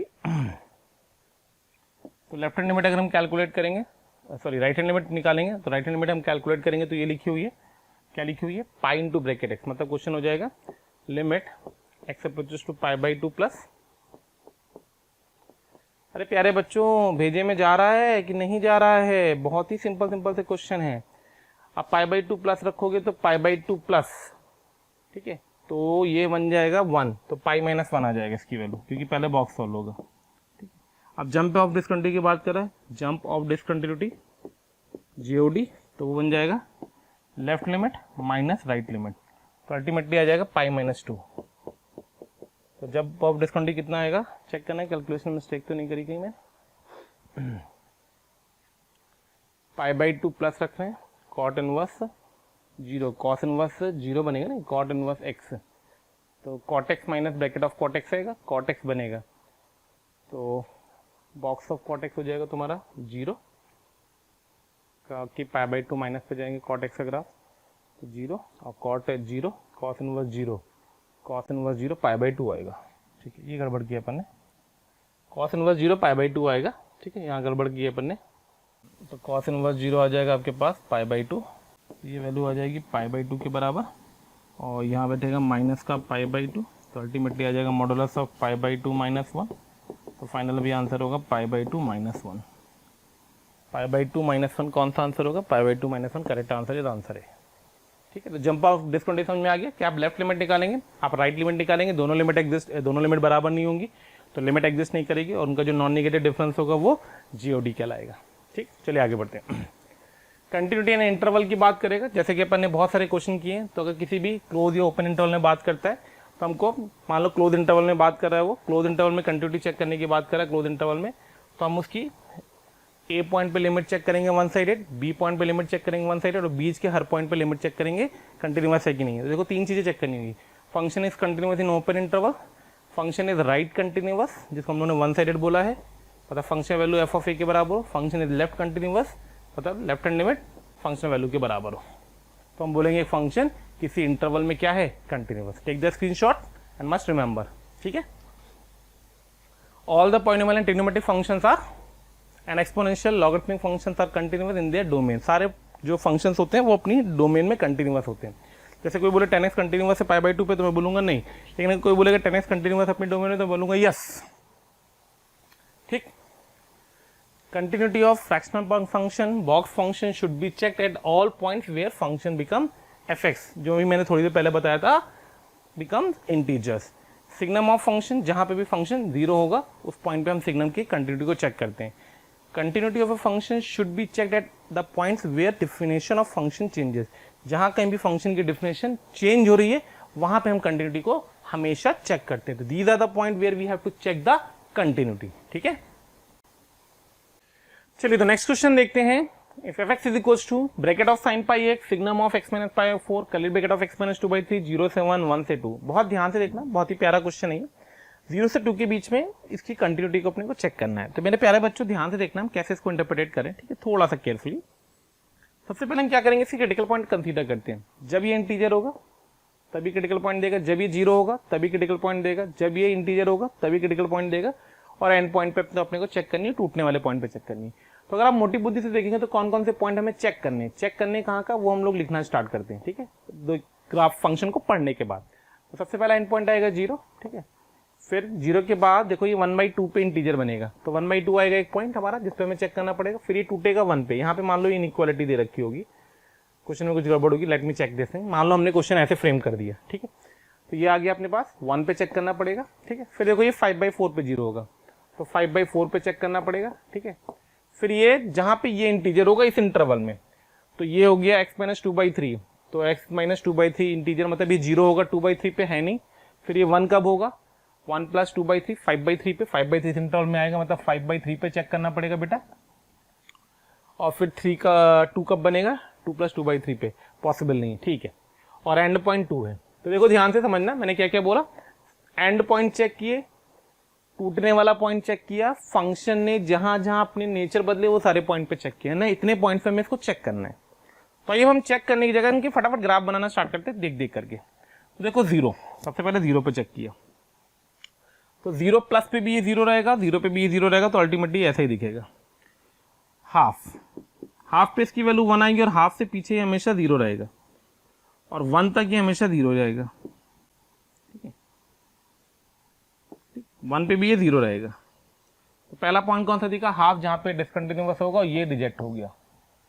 आई बात समझ बेटा, ध्यान रखना, अच्छा क्वेश्चन है, प्रॉपर ऐसे क्वेश्चन मिलते हैं, मेन से मिल सकते हैं आपको। आगे बढ़िए नेक्स्ट। अब 1 के बाद हमें एग्जैक्ट 1 पे चेक करना है नेचर को। अगला पॉइंट हमारे पास आएगा 5/4, थोड़ा सा डिफरेंस दूरी रख लेता हूं जिससे आपको 5/3, और फिर आएगा 2। आइए कलर चेंज कर लेते, चाहो तो व्हाइट कलर से बना देते ग्राफ। 1 पे आते हैं, शुद्ध 1 पे, तो शुद्ध 1 पे 1 माइनस 5/4 नेगेटिव होगा, -1 हो गया, शुद्ध 1 पे 2/3 हो गया, 1/3 हो गया। तो -1/3 हो गया, -1/3, ठीक है। यहाँ पे ऐसे एरो आ गई -1/3, 1 है ध्यान रखना, और ये माइनस का 1/3। शुद्ध 5/4 पे पहुंचा तो ये 0 हो गया। अब 1 से 5/4 में, 1 से 5/4 में, 1 से 5/4 में, तो 5/4 के इस तरफ, तो 5/4 के इस तरफ, तो ये जो क्वांटिटी होगी निगेटिव होगी, सिग्नम निगेटिव -1 होगा, तो minus fraction part of 2x x - 2/3 का ग्राफ। तो देखो ध्यान से, फ्रैक्शन एक्स का ग्राफ ही होता, ऐसे फील करो। तो फ्रैक्शन x - 2/3 का ग्राफ क्या होगा, तो फ्रैक्शन x - 2/3 का ग्राफ के लिए हम इसको 2/3 शिफ्ट कर देंगे, ऐसे शिफ्ट हो गया ग्राफ। ये जो ब्लू वाला ग्राफ है फ्रैक्शन x - 2/3 का, ये कहां से शुरू हुआ है, 2/3 पे, कहां तक गया है, 4/3 तक। और हमें कहां से कर देखना है, 1 से 5/4 में। तो 1 से 5/4 में हमको ये वाला ग्राफ चाहिए, ठीक है। 5/4 पे 0 आ रहा है, तो माइनस का और इसका निगेटिव, क्योंकि -1 छोड़ेगा, ये क्या छोड़ेगा, -1 छोड़ेगा, तो इसको पलट दिया अपन ने, और पलट दिया तो ये ग्राफ 1 पे कितनी वैल्यू देगा, 1 पे देगा ये 1 माइनस 2/3, 1/3, 1 पे तो अपन ने वैल्यू निकाली, सॉरी -1/3, और फिर ये 5/4, 5/4 यहाँ कहीं बैठेगा बीच में, 5/4, ठीक है। 4/3, 4/3 और 5/3 में 5/3 बड़ा होगा, ठीक है। आप ऐसे चेक कर लो, मत करो क्योंकि बहुत टाइम लग जाएगा। तो 1 से 5/4 में अगर हम इंटरप्रेट करें, 1 से 5/4 में हम इंटरप्रेट करें, तो 1 से 5/4 में सोचो, तो 1 से 5/4 में 1 से 5/4 में ये ग्राफ देगा तुम्हारा, 5/4 पे चेक कर लो, मत करो ना, ग्राफ क्यों बना रहे हैं, मैं अभी क्या कर रहा हूँ, ग्राफ क्यों बना रहे हैं अपन, चेक करें सिर्फ। 5/4 पे 0 आ गई, 5/4 के पीछे जाओगे तो ये -1 देगा, और -1 इंटू कुछ आएगा वैल्यू, जो भी आएगी वो 0 नहीं आएगी, मतलब निगेटिव वैल्यू कुछ आएगी, निगेटिव वैल्यू कुछ आएगी इसके 5/4 की तरफ। 5/4 के आगे जाओगे तो ये 1 छोड़ेगा, और 5/4 - 2/3 करोगे तो पॉजिटिव छोड़ेगा, तो ये पॉजिटिव वैल्यू आएगी इस तरफ, ठीक है। 5/3 पे ये वापस से इंटीजर होगा, तो डिसकंटिन्यूअस होगा ही होगा, क्योंकि यहाँ पे ये 0 आएगा, इससे पहले ग्राफ कुछ ऐसे जा रहा होगा, तो इससे आगे ग्राफ कुछ ऐसे जाएगा। 2 पे चेक कर लेते हैं, 2 पे ये 1 देगा, 2 पे ये 2 - 2/3, यही ग्राफ रहेगा जो बन रहा है, ठीक है। यानी कि अल्टीमेटली हमें क्या दिख रहा है, अल्टीमेटली हमें क्या दिख रहा है कि ये फंक्शन क्या है, ये फंक्शन थ्रू आउट कितने कितने पॉइंट पे डिसकंटिन्यूअस है, हाफ पे डिसकंटिन्यूअस है, ठीक है। 1 पे भी डिसकंटिन्यूअस है, ठीक है। 5/4 पे भी डिसकंटिन्यूअस है, 5/3 पे भी डिसकंटिन्यूअस है, और 2 पे कैसा है, कंटिन्यूअस है। यानी कहाँ कहाँ डिसकंटिन्यूअस आया, तो ये फंक्शन डिसकंटिन्यूअस आया है हाफ पे, 1 पे, 5/4 पे और 5/3 पे। तो मेरे प्यारे बच्चों, इस क्वेश्चन को एक बार बहुत अच्छे से वर्कआउट जरूर करना, ग्राफिकली इंटरप्रेट करना, हर एक पॉइंट पे वैल्यूज को कैसे चेक किया जाता है, क्योंकि याद रखिएगा मेंस में ऐसे क्वेश्चन आने की प्रोबेबिलिटी रहती है। चलिए आगे बढ़ते हैं, नेक्स्ट क्वेश्चन। नेक्स्ट पॉइंट आता है, if f(x) is continuous and g(x) is discontinuous, उनका प्रोडक्ट। इसका चार्ट एक टाइप का होता है कि अगर एक फंक्शन f है, दूसरा फंक्शन g है, एक function f plus minus g है, एक फंक्शन f इंटू g है, और एक फंक्शन f अपॉन g है, ठीक है, f इंटू g है। ये अगर ये कंटिन्यूअस है, ये कंटिन्यूअस, तो ये कंटिन्यूअस, ये कंटिन्यूअस, ये कंटिन्यूअस होगा। अगर ये कंटिन्यूअस और एक डिसकंटिन्यूअस है तो ये हमेशा डिसकंटिन्यूअस होगा, इसके बारे में कमेंट नहीं कर सकते। और अगर दोनों डिसकंटिन्यूअस है, एफ बी और जी बी, तो चारों के बारे में कोई कमेंट नहीं कर सकते, अपने को चेक करना पड़ता है। वही सारे पॉइंट्स मैंने यहाँ पे लिख रखे हैं, ठीक है, आप स्क्रीनशॉट ले लें। Okay, continuity of the composite function. Composite function की कंटिन्यूटी क्या होती है, कंपोजिट फंक्शन की जो कंटिन्यूटी होती है वो basically G of F X की कंटिन्यूटी की बात कर रहा है at x is equal to C पे, ठीक है। तो अगर कोई फंक्शन कंपोजिट फंक्शन है तो एफ एक्स जहां पे कंटिन्यूअस है उस पॉइंट पे अगर हमारा जी एक्स, हाँ एफ एक्स कंटिन्यूअस था तो जो इसकी लिमिटिंग वैल्यू आएगी उस पॉइंट पे अगर जी कंटिन्यूअस है तो ही कंपोजिट फंक्शन कंटिन्यूअस होगा। पढ़ना, if F is continuous at x equals to C and G is continuous at x equals to F of C function value, ठीक है, then the composite function G of F x is continuous at x equals to C. Example दे रखा उसने X sine X का, mod X का, तो function बन गया ये इज ऑल्सो कंटिन्यूअस एट 0, क्योंकि दोनों फंक्शन कंटिन्यूअस है। जैसे हम एक एग्जांपल से इसको चेक कर लेते हैं। तो एग्जाम्पल ये दिया गया है कि if F x is equal to x plus 1 upon x minus 1, तो आइए भाई ये कहाँ पे डिसकंटिन्यूअस है, ये डिसकंटिन्यूअस है एट 1 पे, डिसकंटिन्यूअस एट, हाँ भाई कहाँ पे डिसकंटिन्यूअस है बेटा, ये डिसकंटिन्यूअस था मेरी आर्मी, कहाँ पे, at x is equals to 1 पे। ये फंक्शन कहाँ डिसकंटिन्यूअस है? ये डिसकंटिन्यूअस है at x is equals to 1 पे। ये कहाँ पे डिसकंटिन्यूअस है? तो ये फंक्शन डिसकंटिन्यूअस था at x is equals to 2 पे। ठीक गया? तो पहला वाला function discontinuous at x is equals to 1 पे, दूसरा वाला function discontinuous at x is equals to 2 पे। उसने बोला फॉग के बारे में बात करो भाई, फॉग कहाँ डिसकंटिन्यूअस होगा या कंटिन्यूअस होगा। Then the discuss the continuity of fx gx and fog x।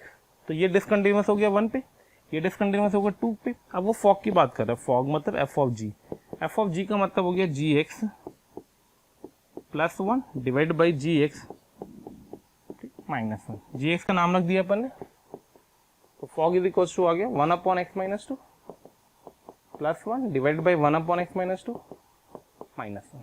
मेरे प्यारे बच्चों ध्यान से देखना, जो ये फंक्शन है ये है एक्चुअल फॉग। तो ये कहाँ डिसकंटिन्यूअस अभी फिलहाल दिख रहा है? 2 पे दिख रहा है। कहाँ दिख रहा है? 2 पे दिख रहा है, डिसकंटिन्यूअस 2 पे।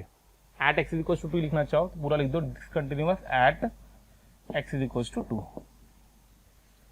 Discontinuous at x is equal to 2। ठीक है, अब इसको थोड़ा सा मैंने सिंप्लीफाई कर दिया। तो फॉग कुछ 1 plus x minus 2 1 minus x plus 2 x minus 1 upon 3 minus x. अब ये फंक्शन कहाँ डिसकंटिन्यूअस दिख रहा है? Discontinuous at x is equal to 3। यानी अगर तुमसे पूछा गया कंपोजिट फंक्शन के बारे में बात करो, तुमसे पूछा गया कंपोजिट फंक्शन के बारे में बात करो, तो कंपोजिट फंक्शन कहाँ कहाँ डिसकंटिन्यूअस आया? तो अल्टीमेटली फाइनल आंसर मेरे पास आया, जो फॉग है हमारा, वो फॉग कहाँ कहाँ डिसकंटिन्यूअस है? 2 पे और 3 पे। जबकि एफ एक्स कहाँ डिसकंटिन्यूअस था? 1 पे, और 1 पे फॉग क्या है? कंटिन्यूअस है। ठीक है, किस तरीके से चेक करा जाता है वो मैंने आपको समझा दिया। चलिए आगे बढ़ते हैं। इंटरमीडिएट वैल्यू थ्योरम की बात कर रहा है आईवीटी, एक इंपॉर्टेंट थ्योरम होती है, ध्यान से समझिएगा। इंटरमीडिएट वैल्यू थ्योरम की बात कर रहा है आईवीटी, एक इंपॉर्टेंट थ्योरम होती है। कहता है कि अगर कोई फंक्शन कंटिन्यूअस है और 2 पॉइंट के बीच में कंटिन्यूअस था और 2 पॉइंट पे अगर उसने अपोजिट वैल्यू ले रखी है तो फंक्शन बीच में एक पॉइंट पे क्रॉस जरूर करेगा। सिंपल सा फंडा इसका ये होता है कि अगर F of A into f of B less than 0, ये मान ले ए था, ये मान ले बी था, तो अगर हम लिख रहे हैं f of A into f of B less than 0, तो there exist a root C for which f of C is equal to 0। बहुत शॉर्ट चीज़ है, सबको पता होगी, इससे टाइम नहीं वेस्ट कर रहे अपन। वही लिख रहा है f A and f B possess the opposite sign, then there exist at least one solution of the equation f x is equal to 0 in the open interval A to B. ठीक, okay. तो अभी अपन ने IVT पढ़ा, अब अपन एक illustration लेने जा रहे हैं। उस इलस्ट्रेशन को देखिए। Given that a greater than b greater than c greater than, then prove that the equation these are real and distinct roots। तो अपन क्या करते हैं, इसको fx मान लेते हैं। तो fx इज इक्वल टू अपन ने मान लिया x minus a x minus c plus का 2 times of x minus b into x minus d। अपन चारों पॉइंट पे इसकी वैल्यू चेक कर लेते हैं। कौन से पॉइंट? ये जो 4 पॉइंट दे रखे हैं, d c b और a। अगर आपने a रखा, ए पे ये 0 हो गया, ये बना a माइनस बी, ये बना a माइनस बी, दोनों पॉजिटिव, यानी कि अल्टीमेटली वैल्यू पॉजिटिव आएगी। अगर आपने b रखा तो ये 0 हो गया, ये बना b माइनस सी, बना b माइनस सी, और वैल्यू निगेटिव आएगी। अगर आपने c रखा तो ये 0 हो गया, ये बना c माइनस बी, जो कि पॉजिटिव निगेटिव होगा, c माइनस डी पॉजिटिव होगा, तो अल्टीमेटली निगेटिव आएगी। आपने d रखा, d माइनस ए निगेटिव, निगेटिव पॉजिटिव, और ये 0 हो गया, तो अल्टीमेटली पॉजिटिव वैल्यू आएगी। अब आपको दिख रहा है ये f का ग्राफ कैसा है? क्वाड्रेटिक का। तो क्वाड्रेटिक का ग्राफ है तो वो यूँ जाएगा, यूँ जाएगा और यूँ चला जाएगा, क्योंकि लीडिंग कोएफिशिएंट पॉजिटिव दिया होगा। तो इसने एक्स एक्सिस को कितनी जगह पे क्रॉस किया है? 2 जगह पे। तो रूट्स कैसे आएंगे? Real and distinct roots. Clear है पॉइंट? नेक्स्ट क्वेश्चन देखते हैं ये। ओके, एक फंक्शन है बिल्ट इन लिमिट, कल अपन ने पढ़ा था, याद होगा, थोड़ा सा लिंक्ड अप टाइप का क्वेश्चन है। उसने बोला find f of 4 and also comment on the continuity at x is equal to 0। तो एफ ऑफ पाई बाई 4 की जब बात कर रहा है वो, तो एफ ऑफ पाई बाई 4 की अगर हम बात करेंगे तो हमारा क्वेश्चन हो जाएगा limit N approaches to infinity 1 upon 1 plus, पहले हम पाई बाई 4 रख देंगे, फिर लिमिट निकालेंगे। पाई बाई 4 मतलब 1/2, 1/√2 का होल स्क्वायर है। ठीक है, अल्टीमेटली लिमिट लगाएंगे तो आंसर आ जाएगा 0। आपने बोला 0 पे कंटिन्यूटी चेक करो, तो जरा ध्यान से देखना। तो अगर मैं एफ एक्स को डिफाइन कर रहा हूँ 0 के नेबरहुड पे, तभी तो कंटिन्यूटी की बात करेंगे, जैसे कल बिल्ट इन लिमिट पे अपन ने पढ़ा था ये चीज़। ठीक है, तो अपन ने देखा x ग्रेटर देन 0 के लिए x शुद्ध 0 पे और x लेस देन 0 पे। तो सबसे पहले हमने शुद्ध 0 की बात कर ली। ठीक है, जब हमने शुद्ध 0 की बात करी जब हमने शुद्ध जीरो की बात करी तो शुद्ध जीरो मतलब यहाँ पे रखना है जो भी एक्स रखना है, तो शुद्ध zero into N, zero plus one one, ultimately one आ गया। और जब जीरो प्लस या जीरो माइनस की बात करूँ तो फंक्शन ये रहेगा जो लिखा हुआ है, तो one upon one plus N sine square X ही रहेगा ये, ठीक है, one upon one plus N sine square X ही रहेगा, कोई फर्क नहीं पड़ेगा।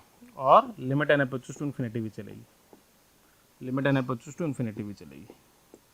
तो इस केस में इसकी लिमिट का आंसर जीरो आएगा, इस केस में इसकी लिमिट का आंसर जीरो आएगा, यानी फंक्शन हो गया 0 1 0। फंक्शन क्या हो गया 0 1 0, मतलब 0 पे 1 है, 0 प्लस पे 0 है, 0 माइनस पे 0 है। तो फंक्शन कैसा दिखेगा आपको, डिसकंटिन्यूअस दिखेगा। कैसा दिखेगा, डिसकंटिन्यूअस दिखेगा। क्लियर। तो ये कुछ इलस्ट्रेशंस के थ्रू हमने कंटिन्यूटी की बात करी है। बहुत सारे क्वेश्चन नहीं ले सकता हूँ, लिमिटेड टाइम के अंदर अपने को चीज़ों को रिवाइज करना था, कवर करना था। सारे पॉइंट्स मैंने कवर कराए। इंटरवल पॉइंट पे कंटिन्यूटी को कैसे डिस्कस करते हैं। चलिए अब आगे बढ़ते हैं, डेरिवेबिलिटी पढ़ते हैं। ठीक है, तो नेक्स्ट रीडिंग आती है डेरिवेबिलिटी। कोई फंक्शन डेरिवेबल कब होता है, सिंपल सी चीज है कि उसकी लेफ्ट हैंड डेरिवेटिव, ठीक है, उसका right hand derivative, right hand derivative, left hand derivative, और अगर ये दोनों डेरिवेटिव इक्वल होते हैं तो हम बोलते हैं हमारा फंक्शन क्या होगा, डेरिवेबल होगा। लेफ्ट हैंड डेरिवेटिव और राइट हैंड डेरिवेटिव अगर इक्वल होते हैं तो हम बोलते हैं हमारा फंक्शन डेरिवेबल होगा। फॉर्मूला याद होना चाहिए राइट हैंड डेरिवेटिव का, f dash of A plus limit h approach to 0 f of A plus H minus f A upon h. Left hand derivative का फॉर्मूला होता है f of A minus h minus f A upon minus h. यहाँ limit होना चाहिए, limit h approach to 0 missing है। ठीक है, तो कोई फंक्शन डेरिवेबल कब होगा, जब left equals to right equals to finite होगा। Left hand derivative equals to right hand derivative equals to finite number, तब हम बोलते हैं हमारा फंक्शन क्या होगा, डेरिवेबल होगा। ठीक है, अब उसने बोला है कि एक फंक्शन दे रखा है, उसकी डिफरेंशिएबिलिटी चेक करो। ध्यान से समझना कैसे करा जाता है। तो हमने सबसे पहले इसका राइट हैंड डेरिवेटिव चेक किया।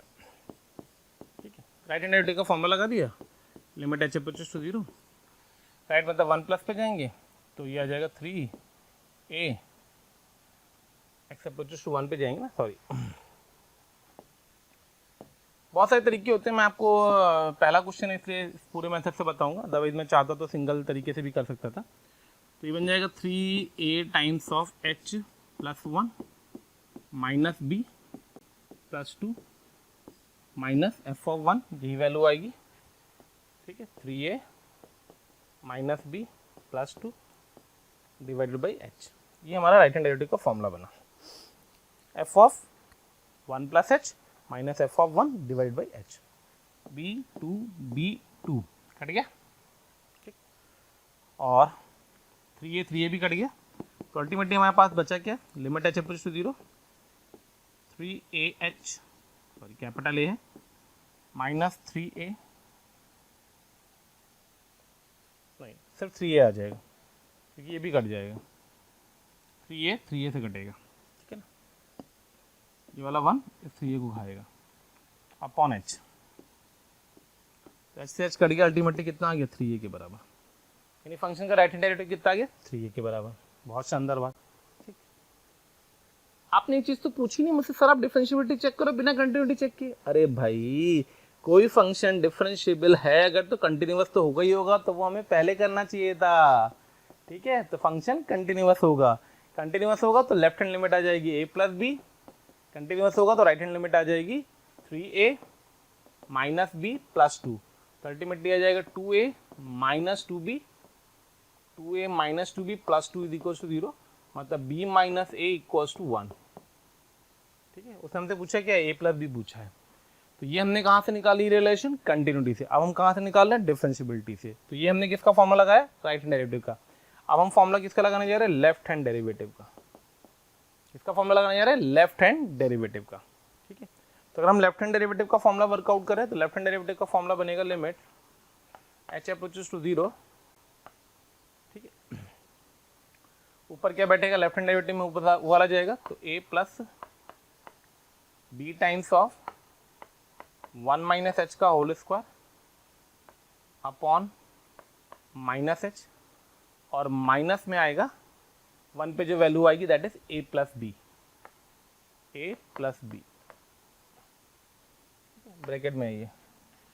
तो a से a कट गया, तो अपने पास क्या बचा, अपने पास बचा limit h approaches to 0 b times of 1 minus H का whole square minus 1 divided by H.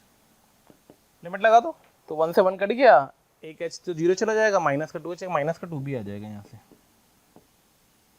Function क्या लिखा हुआ है, बिकम डेरिवेबल। कोई फंक्शन अगर डेरिवेबल होता है किसी पॉइंट पे तो L H D equals to R H D होना चाहिए।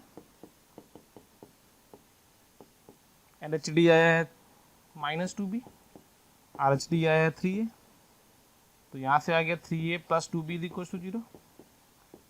एक रिलेशन ये आ गया, एक रिलेशन ये आ गया, दोनों रिलेशन को सॉल्व कर लेंगे और आंसर निकाल लेंगे। आंसर क्या आएगा बता देता हूँ आपको आंसर, ठीक है। अपन ने यहाँ गलती करी थी, यहाँ प्लस 2b आएगा तो ये प्लस 2b बनेगा और यहाँ पे माइनस जनरेट होगा, कोई बात नहीं, सिली मिस्टेक थोड़ी सी, 3a माइनस 2b आएगा। तो इन दोनों से इक्वेशन को आप सॉल्व करेंगे, 3a माइनस 2b को और b minus a equals to 1 को, तो यहाँ से a और b की वैल्यू आ जाएंगे, that will be come out to be 2 and 3, ultimately answer आ जाएगा इक्वल्स टू 5। ठीक है, चलिए आगे बढ़ते हैं। ओके देन नेक्स्ट क्वेश्चन ले रहे हैं, ठीक है। Comment the derivative at x equals to 1 पे। तो देखिए फिर से हम वही उसी क्वेश्चन पे पहुंच गए, उसी कंसेप्ट पे पहुंच रहे हैं, ठीक है। हमको डिफरेंशिएबिलिटी चेक करनी 1 पे, तो हम फिर से राइट हैंड डेरिवेटिव की बात करेंगे और लेफ्ट हैंड डेरिवेटिव की। अभी मैं थोड़ा सा फॉर्मूला पे चल रहा हूँ, फॉर्मूले की प्रैक्टिस कराऊंगा, उसके बाद हम लोग सीधे उस पर मूव कर जाएंगे कि कैसे हम फटाफट इसके आंसर्स निकालें। तो राइट हैंड डेरिवेटिव की बात करनी, फॉर्मूला लगाएंगे आप, तो लिमिट एच इक्वल्स टू 0। आप भी सोचो सर क्या आप लिमिट लगा रहे हो, भाई होता क्या ना बेटा, कई बार क्वेश्चंस ऐसे आते हैं कि हमें फॉर्मूले से करना पड़ता है, हमें मजबूरी होती है, वरना मुझे भी कभी पसंद नहीं है फॉर्मूले से करना। बट आपको ये ध्यान होना चाहिए कि आपको एप्लीकेशन के दोनों मेथड पता होने चाहिए कि अगर हमें डायरेक्ट आंसर निकालना पड़ रहा है तो हम डायरेक्ट कैसे निकाल पा रहे हैं, और अगर हमें फॉर्मूला लगा के करना पड़ रहा है तो हम फॉर्मूला लगा के कैसे कर पा रहे हैं। तभी मैं 1-2 क्वेश्चन फॉर्मूले से करता हूँ, फिर डायरेक्ट पे कूदूंगा, ठीक है, ग्राफ पे कूदूंगा, कई पॉइंट्स अभी बताऊंगा, ठीक है। पहले आप इस बेसिक को समझ लें। तो लिमिट एच इक्वल्स टू 0 पे हम बात करेंगे, और राइट हैंड डेरिवेटिव मतलब ये वाला ग्राफ हो गया, तो इसको हमने लिख दिया limit h equals to 2 times of 1 पे चेक करना है, तो मैं इसको ब्रेक कर दे रहा हूँ x माइनस बॉक्स x, ठीक है, ध्यान रखना आप लोग। तो ये बन जाएगा 1, राइट पे चल रहे ना, 1 plus H minus box of 1 plus H, ठीक है, माइनस 1, ठीक, अपॉन एच तो ज़्यादा बड़ा हो गया, और माइनस का, तो ये हो गया अपने पास एफ ऑफ 1 प्लस एच, और एफ ऑफ 1 पे आ जाते हैं। एफ ऑफ 1 ऊपर वाला देगा, 1 पे कितनी वैल्यू आएगी इसकी, कॉस पाई -1, ठीक है, तो माइनस ऑफ -1, ठीक, तो ये कट गया, ठीक है, कट गया। और ये पहले बॉक्स सॉल्व होगा, तो 1 प्लस एच जाओगे तो 1 छोड़ेगा, 1 से 1 ही कट जाएगा, तो ऐसे एच कट गया, अल्टीमेटली कितना आ गया, 2 के बराबर आ गया। तो हमारा राइट हैंड डेरिवेटिव कितना निकल के आया, 2 के बराबर निकल के आया। राइट हैंड डेरिवेटिव कितना आया, 2 के बराबर आया, ठीक है। यूजुअली हम लोग राइट हैंड डेरिवेटिव को एक फॉर्मूले की तरह रिप्रेजेंट करते हैं, एफ ऑफ 1 प्लस, चलेगा, ठीक है। अब आते हैं हम लोग लेफ्ट हैंड डेरिवेटिव पे, ठीक है। तो हमने लेफ्ट हैंड डेरिवेटिव की बात करनी स्टार्ट की, तो लेफ्ट हैंड डेरिवेटिव की बात करनी स्टार्ट की, तो लेफ्ट हैंड डेरिवेटिव क्या बनेगा अपना, ऊपर वाला बन जाएगा, तो लिमिट एच अप्रोचेस टू 0 और एफ ऑफ 1 माइनस एच, तो cos of pi times of box of cos of pi times of 1 minus H का बॉक्स -1 डिवाइडेड बाई -h। ये पता है ना -1 कैसे है, एफ ऑफ 1 की वैल्यू रख करके, cos of pi minus theta, तो माइनस कॉस थीटा, तो बन जाएगा limit H approaches to 0 box of cos of minus का pi into H plus 1 divided by -h।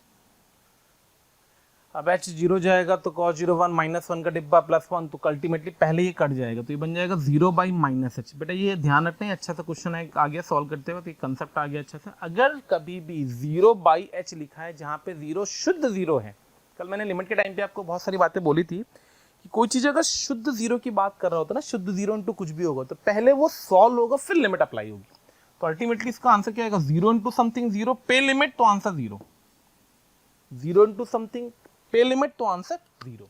यानी एक तरफ से आंसर 2 आ रहा और एक तरफ से आंसर 0 आ रहा है, अल्टीमेटली फंक्शन क्या होगा हमारा, non derivable. What this implies, function is non derivable, not differentiable. Clear, चलिए आगे बढ़ते हैं। Next concept of tangent application with the derivative. Differentiability का बेसिकली ज्योमेट्रिकल मीनिंग क्या होती है, डिफरेंशिएबिलिटी की बेसिक ज्योमेट्रिकल मीनिंग होती है कोई फंक्शन अगर किसी पॉइंट पर डेरिवेबल था तो उस पॉइंट पे एक यूनिक टेंजेंट एग्जिस्ट करेगी। सिंपल सा फंडा ये होता है, अगर ये फंक्शन अल्फा पे क्या है, डेरिवेबल है, अगर ये फंक्शन अल्फा पे डेरिवेबल है तो वहां पे एक ज्योमेट्रिकली क्या आएगी, एक लाइन जो आएगी, एक फाइनाइट स्लोप की लाइन आएगी, वो यूनिक लाइन होनी चाहिए। ठीक है, स्लोप ऑफ द ग्रेडियंट की बात कर रहा है, वो सिंपल सा है, राइट हैंड डेरिवेटिव निकाला, लेफ्ट हैंड निकाला, फॉर्मूले से अपन ने इंटरप्रेट कर दिया। ठीक है, राइट हैंड डेरिवेटिव निकाला, ए पे लेफ्ट निकाला, फंक्शन डेरिवेबल था, ये सब ठीक है, सिंपल से पॉइंट्स आएंगे, आप स्क्रीनशॉट लेते जाए। वर्टिकल टेंजेंट की बात कर ली उसने, वैसे तो मैं वर्टिकल टेंजेंट और बताऊंगा आपको। वर्टिकल टेंजेंट मतलब राइट लेफ्ट हैंड डेरिवेटिव और राइट हैंड डेरिवेटिव सेम हो और दोनों या तो प्लस इन्फिनेटिव हो या तो माइनस इन्फिनेटिव हो। ठीक है, discontinuous function can also have the vertical tangent, for example signum x एक डिसकंटिन्यूअस फंक्शन होने के बावजूद वर्टिकल टेंजेंट देगा। वर्टिकल टेंजेंट का डिफरेंशिएबिलिटी से कोई लॉजिक नहीं है, ध्यान रखना। ठीक है, a function said to be differentiable, ये आ गई वो लाइन जो मैंने भी बोली थी, a function is said to be differentiable if there exists a tangent of finite slope at that point, that is f dash of a plus मतलब right hand derivative, f dash of a minus मतलब left hand derivative should be equals to finite value। तो मेरे प्यारे बच्चों, इस चीज को बहुत अच्छे से, बहुत ध्यान से समझना आप और फोकस करिए कि क्या क्या पॉइंट्स मैं आपको बता रहा हूँ। तो take the screenshot and remember that thing. ठीक है, अब आती वो बात जो मैंने आपसे बोली बेसिकली, बाकी तो टेंजेंट का पार्ट था, ये अपने काम का पार्ट था। If a function fx is differentiable at x is equals to a, the graph of fx will be such that there is a unique tangent to the graph at the corresponding point of finite slope, लिख दो चाहो तो, of finite slope, but if fx is not differentiable at x is equals to a, there will not be a unique tangent at the corresponding point of the graph। उस graph की corresponding point पे unique tangent exist नहीं करेगी। मतलब अगर कोई function, फिर से मैं बोल दे रहा हूँ, अगर कोई फंक्शन डेरिवेबल है तो उस पॉइंट पे एक यूनिक टेंजेंट एग्जिस्ट कर रही होगी इस टाइप से, और अगर यूनिक टेंजेंट नहीं आएगी, दो टेंजेंट आ जाएगी, तो फंक्शन क्या कहलाएगा हमारा, नॉन डेरिवेबल। तो this is the geometrical meaning of a function to be derivable. Relation between differentiability and continuity क्या होता है कि अगर कोई फंक्शन डेरिवेबल है तो कंटिन्यूअस होगा। If F dash exist then F x is continuous. If F x is derivable for every point of its domain of definition then it is continuous in the domain. The converse of the above result is not true, मतलब वो continuous हो तो डेरिवेबल होगा, ऐसा जरूरी नहीं है। For example mod X, ठीक है, continuous at X then F is derivable at X not true. Example the function mod of x minus two is continuous at 2 but non derivable at X equal to 2। Graphically आपको दिख रहा होगा, थोड़ा सा point पता होगा। अगर मैं इसका ग्राफ बनाऊं तो ज्योमेट्रिकली शार्प कॉर्नर जहां कहीं भी आएगा वहां पे फंक्शन क्या होगा हमारा, नॉन डेरिवेबल। ये पॉइंट आ रहा होगा, देखो आ गया। If a function F is not differentiable but it is continuous at X equal to, it geometrically implies क्या, a sharp corner at X equal to A. मतलब अगर कोई फंक्शन कंटिन्यूअस है बट डेरिवेबल नहीं था तो उस पॉइंट पे क्या आएगा, शार्प कॉर्नर आएगा। अगर फंक्शन की एलएचडी और आरएचडी दोनों फाइनाइट आते हैं, अगर किसी फंक्शन की एलएचडी और आरएचडी दोनों फाइनाइट आते हैं तो तीन केस बनते हैं बेटा, ठीक है, दोनों डेरिवेटिव फाइनाइट आ रहे हैं, ये ध्यान रखना। पहला केस, दोनों सेम हो, सम फाइनाइट वैल्यू दे और दोनों इक्वल हो, तो फंक्शन क्या होगा हमारा, देन फंक्शन क्या होगा हमारा, differentiable as well as continuous. दोनों फाइनाइट हो बट बराबर ना हो, L not equals to M, but both have the same finite value, तो फंक्शन नॉन डेरिवेबल होगा but it will always be continuous. Proof तो दूंगा नहीं, कंसेप्ट बताने आपको। और तीसरा केस आता है, eight least one of L और एम इज इनफाइनाइट, अगर दो में से कोई एक इन्फिनिटिव की तरफ जा रहा है, then the function is non derivable but we can not say about their continuity, वो हमें चेक करनी पड़ती है, ठीक है। जैसे ये एग्जाम्पल है, continuous and differentiable, continuous but non derivable, neither continuous nor differentiable, correct है। तो इसको हम शॉर्ट में बोलते हैं कंटिन्यूअस था, सॉरी। तो प्यारे बच्चों, साथ ही जिन बच्चों को अगर लग रहा है कि वो ऑफलाइन आना कर कोटा में स्टडी करना चाहते हैं, उनके लिए हम एक बहुत ही प्यारा कोर्स लेकर के आ रहे हैं जिसका नाम है रैपिड कोर्स। इसके थ्रू हम बेसिकली टारगेट करेंगे जेई मेंस में वाले कोर्स का, उसका भी लिंक हम डिस्क्रिप्शन पे दे रहे हैं, आप उस पर जाकर के क्लिक करके उसमें रजिस्ट्रेशन करा लें, क्योंकि आपको पता है ऑफलाइन कोर्स है, बहुत लिमिटेड सीट के साथ हम शुरू कर पाएंगे ड्यू टू जैसा कि गाइडलाइंस हमें मिली हुई है उसके अकॉर्डिंग। तो फटाफट इसमें भी आप रजिस्ट्रेशन करा लें, ठीक है। तो शॉर्ट में मैं समझा देता हूँ आपको थोड़ा सा, ठीक है, ध्यान से समझ लेना, नोट भी कर लेना चाहो तो। इन शॉर्ट क्या इसका कंक्लूजन निकल रहा है, ये पॉइंट कुछ गड़बड़ आ गया, ठीक है, कि if a function is differentiable तो वो श्योरली कंटिन्यूअस होगा, इंप्लाइज कंटिन्यूअस। कंटिन्यूटी कंटिन्यूअस होगा तो ज़रूरी नहीं है, नॉट नेसेसरी कि वो डिफरेंशिएबल हो। नॉन डेरिवेबल डिसकंटिन्यूअस है, सॉरी डिसकंटिन्यूअस है तो श्योरली इंप्लाइज नॉन डेरिवेबल। लेकिन अगर नॉन डेरिवेबल था तो ज़रूरी नहीं है वो डिसकंटिन्यूअस हो। ये शॉर्ट में, if a function is derivable it is always continuous, if a function is continuous not necessarily derivable, if a function is discontinuous surely non derivable, if a function is non derivable not implies discontinuous, ठीक है। आइए question पे देखते हैं। Comment on the continuity and differentiability of the function eight 1 and 2। 1 and 2 दो point पे बात कर रहा है वो, तो हम लोग सिर्फ 1 और 2 पे बात कर लेते हैं। x इक्वल्स टू 1 पे चलते हैं सबसे पहले। अब बात करते हैं कंटिन्यूटी डिफरेंशिएबिलिटी की। तो हम क्या करते हैं बेटा, अगर कंटिन्यूटी डिफरेंशिएबिलिटी की बात कर रहा होता तो हमारा एक कंसेप्ट होता है, अभी हमने कुछ पॉइंट्स पढ़े, हम डिफरेंशिएबिलिटी निकाल लें, दोनों डेरिवेटिव निकाल लें। अगर दोनों डेरिवेटिव हमारे फाइनाइट आ जाते हैं तो फिर हम कंटिन्यूअस तो बोल ही सकते हैं, और कोई भी एक अगर और दोनों बराबर नहीं है तो नॉन डेरिवेबल हो गया, ठीक है।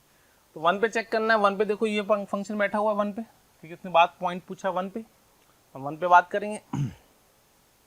तो एट x इक्वल्स टू 1 पे अगर हम बात करें x square signum box x plus curly bracket x, तो हम क्या कर रहे हैं इसको, तो हम इसकी कंटिन्यूटी चेक करेंगे। तो देखो ध्यान से, x square into signum bracket x plus fraction x, ध्यान से समझना, ठीक है। तो ये देखो डिसकंटिन्यूअस है, ठीक है, ब्रैकेट x है 1 के नेबरहुड पे डिसकंटिन्यूअस होगा, ये कंटिन्यूअस है, तो हम सिर्फ इसको चेक कर लें। दोनों का प्रोडक्ट के बारे में कमेंट नहीं कर सकते, जैसे भी मैंने आपको चार्ट में लिखवाया था कि एक फंक्शन कंटिन्यूअस है दूसरा डिसकंटिन्यूअस है, तो कमेंट नहीं कर सकते, चेक करना पड़ता है, ठीक है। तो आइए इसको चेक ही कर लेते हैं अपन। कैसे चेक करा जाए भाई, तो हमने सबसे पहले x इक्वल्स टू 1, हमने सबसे पहले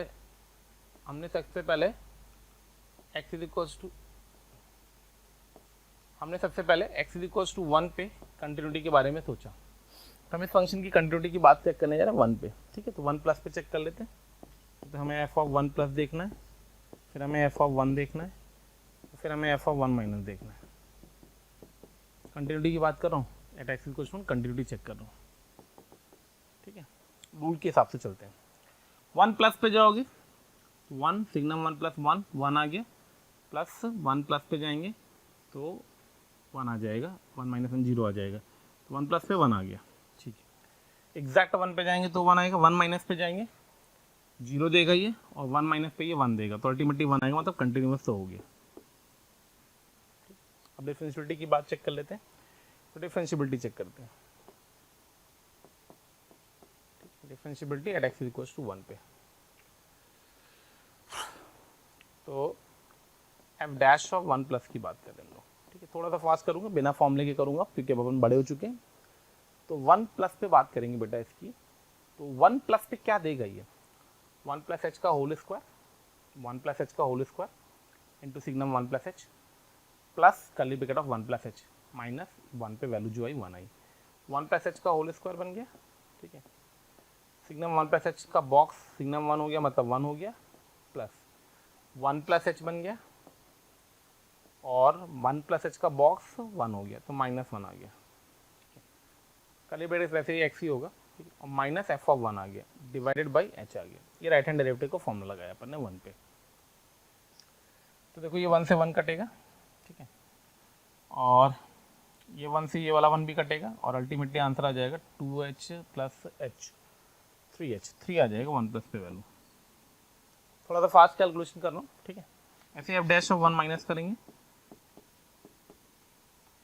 1 माइनस पे जाएंगे तो ये बनेगा 1 माइनस एच का होल स्क्वायर इंटू 0, ठीक है, plus 1 minus h minus box में 1 माइनस रखेंगे तो 0 ही आएगा, ठीक है, -1 डिवाइडेड बाई माइनस एच। तो ये 1 से 1 कट जाएगा, अल्टीमेटली 1 आ जाएगा। तो फंक्शन क्या आ गया हमारा, कंटिन्यूअस आ गया, लेकिन क्या नहीं आया, डेरिवेबल। तो कंटिन्यूअस बट नॉन डेरिवेबल किस पॉइंट पे आया, 1 पे। क्लियर। ऐसे में 2 पे चेक करना है, ऐसे में कहाँ चेक करना है, 2 पे चेक करना है, तो कर लेंगे 2 पे भी। पहले हम कंटिन्यूटी चेक करेंगे, यहाँ पे ग्राफ टूट रहा है, ठीक, और फिर हम डिफरेंशियबिलिटी चेक कर लेंगे। ये 2 पे डेरिवेबल है, ये 2 पे अच्छा 2 पे फंक्शन अलग अलग टूटा है, तो ठीक है, डिफिनेशन पे जाना पड़ेगा आपको, हो जाएगा, चेक कर लीजिएगा, ठीक है। चलिए आगे बढ़ते हैं, आइए नेक्स्ट क्वेश्चन देखते हैं। If F R to R be a differentiable at C belongs to R and F C is 0, G X is equal to more than G X is, G X की differentiability की check करनी है सी पे। तो ये G X की differentiability check कर लेते हैं। तो जी dash of C plus check कर लेते हैं, राइट हैंड डेरिवेटिव। तो बन जाएगा limit H approaches to 0 modulus of f of C plus h, 0 पे चेक करना है ना, नहीं हाँ ठीक है, एफ ऑफ सी पे चेक करना है, माइनस एफ ऑफ सी 0 है, अपॉन एच आ जाएगा, ठीक है, ओके। और एफ डेरिवेबल दे रखा है, इस लाइन को ध्यान रखना है आपको। तो अगर एफ डेरिवेबल दे रखा है और सी पे, तो इस लाइन के करस्पॉन्डिंग अगर मैं बोलूँगा तो f dash of C plus की वैल्यू कितनी आएगी, limit h approach to 0 f of C plus H minus 0 upon h आएगी, ठीक है। और राइट हैंड डेरिवेटिव की वैल्यू आ जाएगी f dash of c minus, that is limit h approach to 0 f of c minus h upon minus h आ जाएगी, ठीक है। ये गिवन है और हम इसके बारे में चेक करना है। ऐसे g dash of c minus से बात करेंगे, तो जी डैश ऑफ सी माइनस आ जाएगा, लिमिट एच अप्रोच टू 0 बेटा, modulus of f of c minus H, ठीक है, माइनस 0 अपॉन एच। अच्छा भाई, उसको ओपन कर देते हैं। तो अगर मैं इस वाले पार्ट को ओपन कर दूंगा, लिमिट नहीं लिख रहा हूँ, डायरेक्टली देख लेना, तो ये बन जाएगा plus minus f of c minus h upon h, और ये बन जाएगा plus minus f of c minus h upon h. अब ये दोनों सेम है, ठीक है, अपॉन माइनस एच, सॉरी, अब ये दोनों सेम है, मॉड को ओपन किया प्लस माइनस के साथ। अब ऑप्शन चेक करो, वो दोनों इक्वल है हमें पता है, तो वो भी के था, वो भी के था, मतलब ये प्लस माइनस के बाई एच है, ये प्लस माइनस के बाई एच है, ठीक है, ओके, ठीक है। अब के नॉन जीरो दे रखा होगा उसने, फंक्शन डेरिवेबल एट सी, खाली डेरिवेबल लिखा हुआ है, ठीक है। तो हम लोग एफ डैश सी की बात कर लेते हैं, ठीक है। तो उसने बोला नॉन डेरिवेबल होगा, तो नॉन डेरिवेबल क्यों नहीं होगा भाई, एफ डैश सी अगर जीरो हो गया, नॉन डेरिवेबल हमेशा होगा, ऐसा नहीं है भाई। ये क्वांटिटी ध्यान समझना, अगर बेटा ये वाली क्वांटिटी, ठीक है, ये वाली क्वांटिटी जिसको हम लोग के लिख रहे हैं, ये दोनों बराबर थे, तो बेसिकली के किसको रिप्रेजेंट कर रहा होगा, एफ डैश ऑफ सी को रिप्रेजेंट कर रहा होगा, क्योंकि फंक्शन सी पे डेरिवेबल था, ठीक है। तो एफ डैश सी बेसिकली वही लिखा of C plus H minus c. तो अगर के की वैल्यू नॉन डेरिवेबल होगा, क्यों नहीं होगा भाई, के अगर कुछ भी हो जाएगा तो दोनों के की हर वैल्यू के लिए नॉन डेरिवेबल थोड़ी आएगा।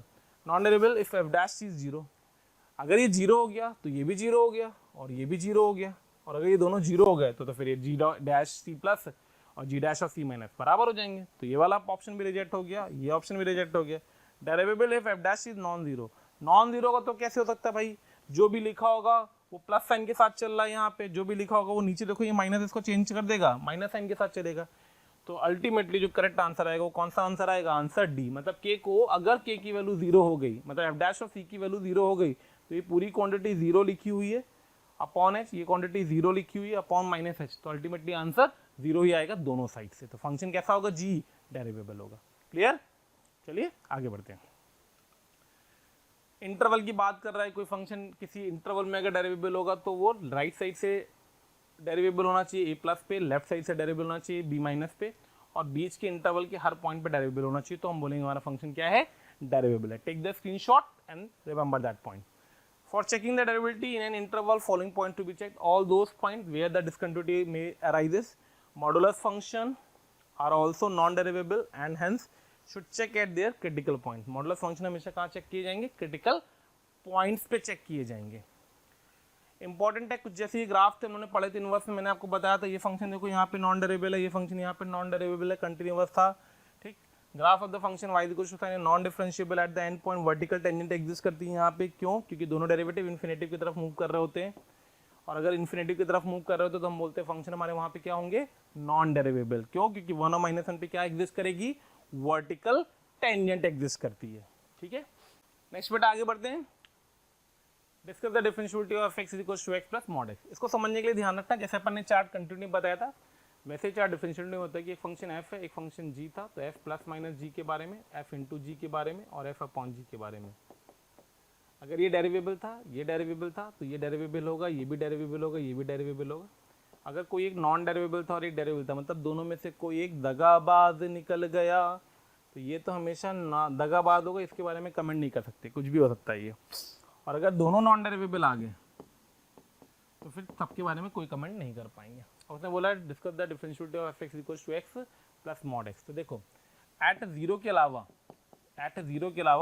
ये हमेशा डेरिवेबल है, ये हमेशा डेरिवेबल है, दो डेरिवेबल का सम डेरिवेबल होगा।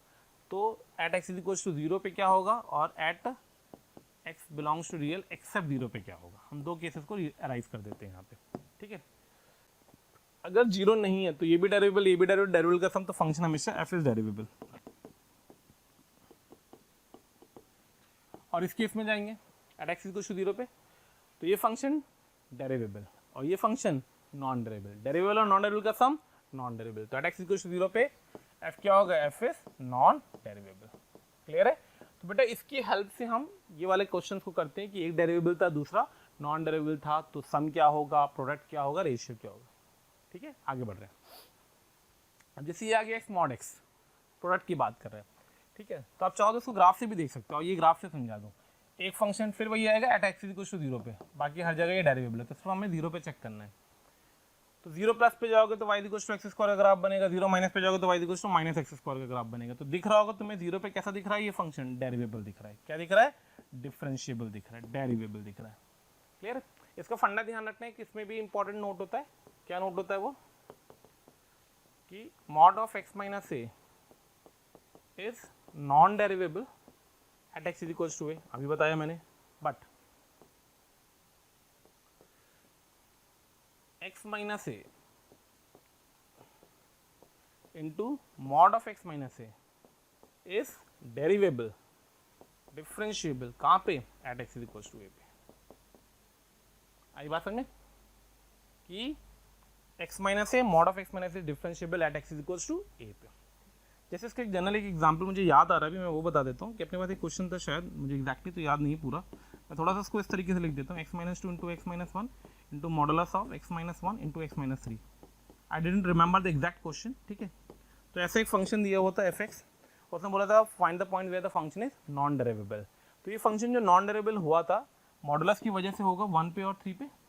ठीक है, लेकिन 1 और x माइनस 1 की वजह से डेरिवेबल हो जाएगा। तो सिर्फ कहाँ पे नॉन डेरिवेबल आया था? Non derivable at x equals to 3 पे आया था। उसके अलावा ये हर पॉइंट पे क्या था? डेरिवेबल था। ठीक है, ऐसा कुछ क्वेश्चन था, एग्जैक्टली मुझे याद नहीं है, मेंस में भी आया हुआ क्वेश्चन है ये और एडवांस में भी आया हुआ क्वेश्चन है। तो नेक्स्ट आर्टिकल हम कवर करने जा रहे हैं finding the differentiable function satisfying the given condition. Okay, बहुत ही प्यारा, बहुत ही इंपॉर्टेंट आर्टिकल है। प्यारे बच्चों, मेरे प्यारे नवाबों, इस चीज़ पे ध्यान से फोकस करेंगे आप कि कैसे हम इन क्वेश्चन को प्रोसीड करते हैं। ठीक है, बहुत प्यार से, बहुत अच्छे से समझिएगा क्या करा जा रहा है, उस पर फोकस करिएगा, कैसे करा जा रहा है उस पर फोकस करिएगा। ये नहीं है कि हम करते चले जा रहे हैं बस। होता क्या है बेटा, कई बार हमें इस आर्टिकल, ये कौन सा आर्टिकल है, हम लोगों ने फंक्शन में पढ़ा था, फिर मैंने बोला था डिफरेंशिएबिलिटी में आएगा, देखो आ गया। इसको करने के दो मेथड होते हैं, एक तो हम फॉर्मूला लगा के करते हैं और एक हम पार्शियल डेरिवेटिव अप्रोच से करते हैं। तो मैं दो क्वेश्चन है, दोनों क्वेश्चन को अलग अलग अप्रोच से करके दिखा दे रहा हूँ आपको। ठीक है, ये जो लाइन लिखी है function satisfying the relation for all x y belongs to this thing, ये है हमारे पास फंक्शनल रूल गिवन है। क्या गिवन है? फंक्शनल रूल गिवन है। इसको हम लोग बोलते हैं फंक्शनल रूल। क्या बोलते हैं बेटा? इसको हम बोलते हैं functional rule. F of x plus y equals to f x plus f y. फिर उसने बोला f dash of 0 equals to 2। देखो होता क्या है, पिछले आर्टिकल और इस आर्टिकल का अंतर बता रहा हूँ। पिछले आर्टिकल में ये वाला डाटा मिसिंग होता है, एफ डैश के बारे में बात नहीं करता है। इस वाला आर्टिकल में या तो एफ डैश दिया होगा या फिर एक अंग्रेजी लिखी होगी फंक्शन इज डेरिवेबल, तो हम इस थॉट को लेंगे। ठीक है, function is differentiable everywhere and the function is differentiable everywhere. ठीक, then find f x. F x निकालना अपने को क्या होगा, या एफ ऑफ 3, एफ ऑफ 2, कुछ भी पूछ सकता है वो।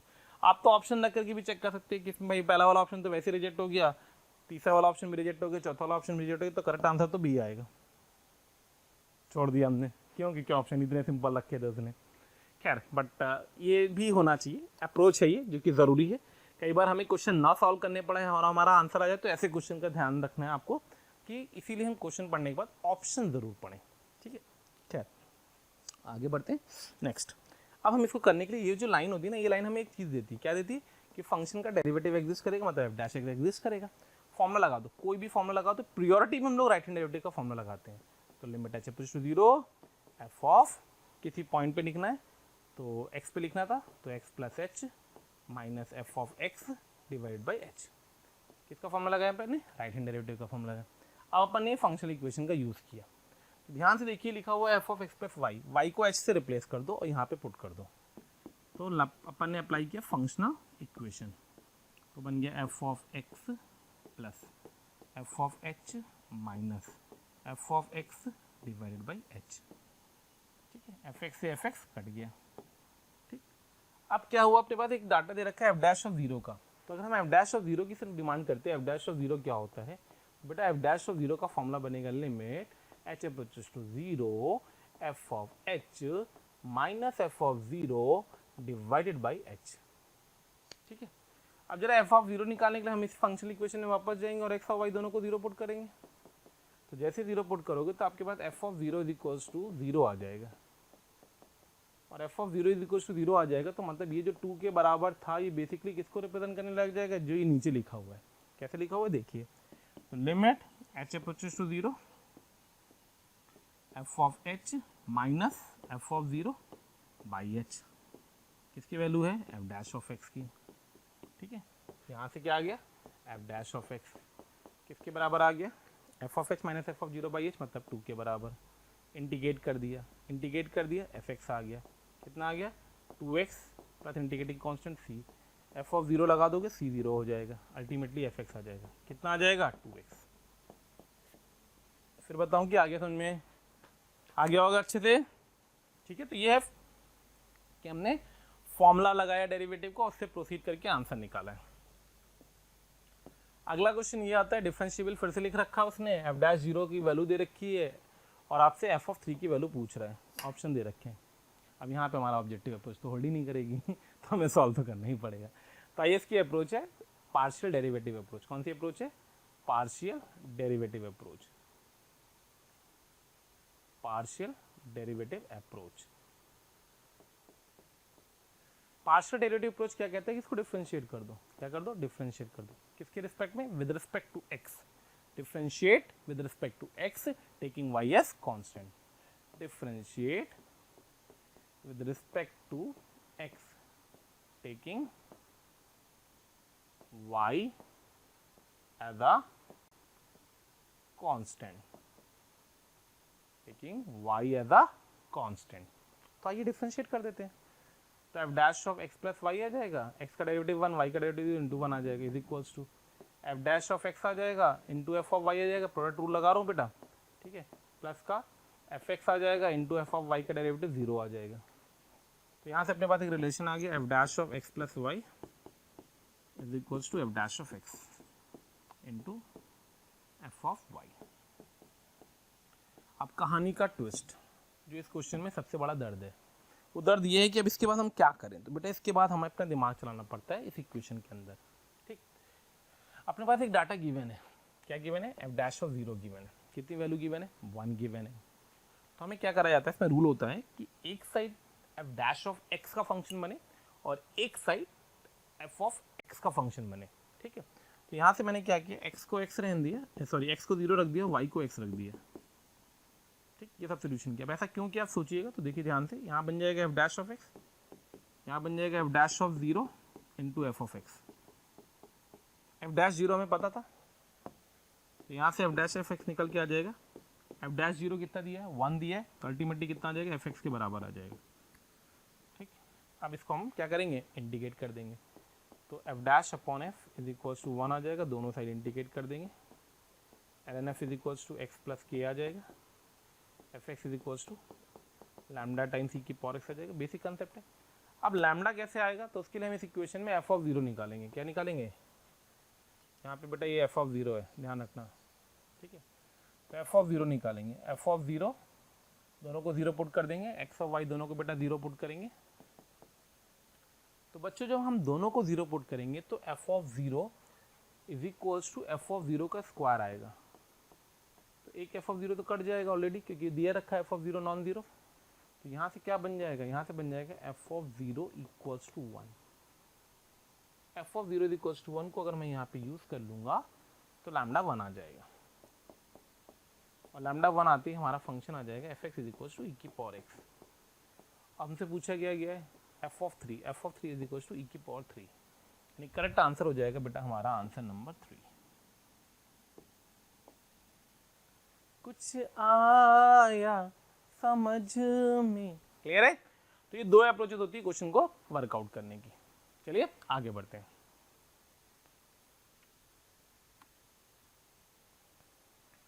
ओके, तो नेक्स्ट क्वेश्चन हमारे पास ये है, let us B the set of the points where the function f x is equal to modulus of 2 minus modulus of x minus 3, x belongs to is non derivable.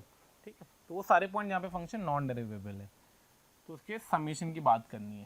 ठीक है, ध्यान से देखना, अच्छा क्वेश्चन है जेईई मेंस का। तो उसकी नॉन डेरिवेटिव को चेक करेंगे, हम उसका ग्राफ ही बना दे, बेटर रहेगा। खट खट खट 2 मिनट पे ग्राफिकली इंटरप्रेट करते हैं, चोचे कहाँ बन रही है। मॉड ऑफ एक्स माइनस 3, तो मॉड ऑफ एक्स माइनस 3 कुछ ऐसा बनता है यूँ। ठीक है, यू बनता मॉड ऑफ एक्स माइनस 3, उसका निगेटिव लेते कुछ ऐसा आता। ठीक है, इसमें 2 यूज करते तो कुछ ऐसा आता। ठीक है,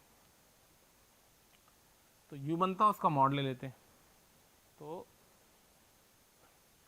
मतलब देखते जाना ध्यान से, एक एक स्टेप चाहो तो मैं कर देता हूँ। ठीक है,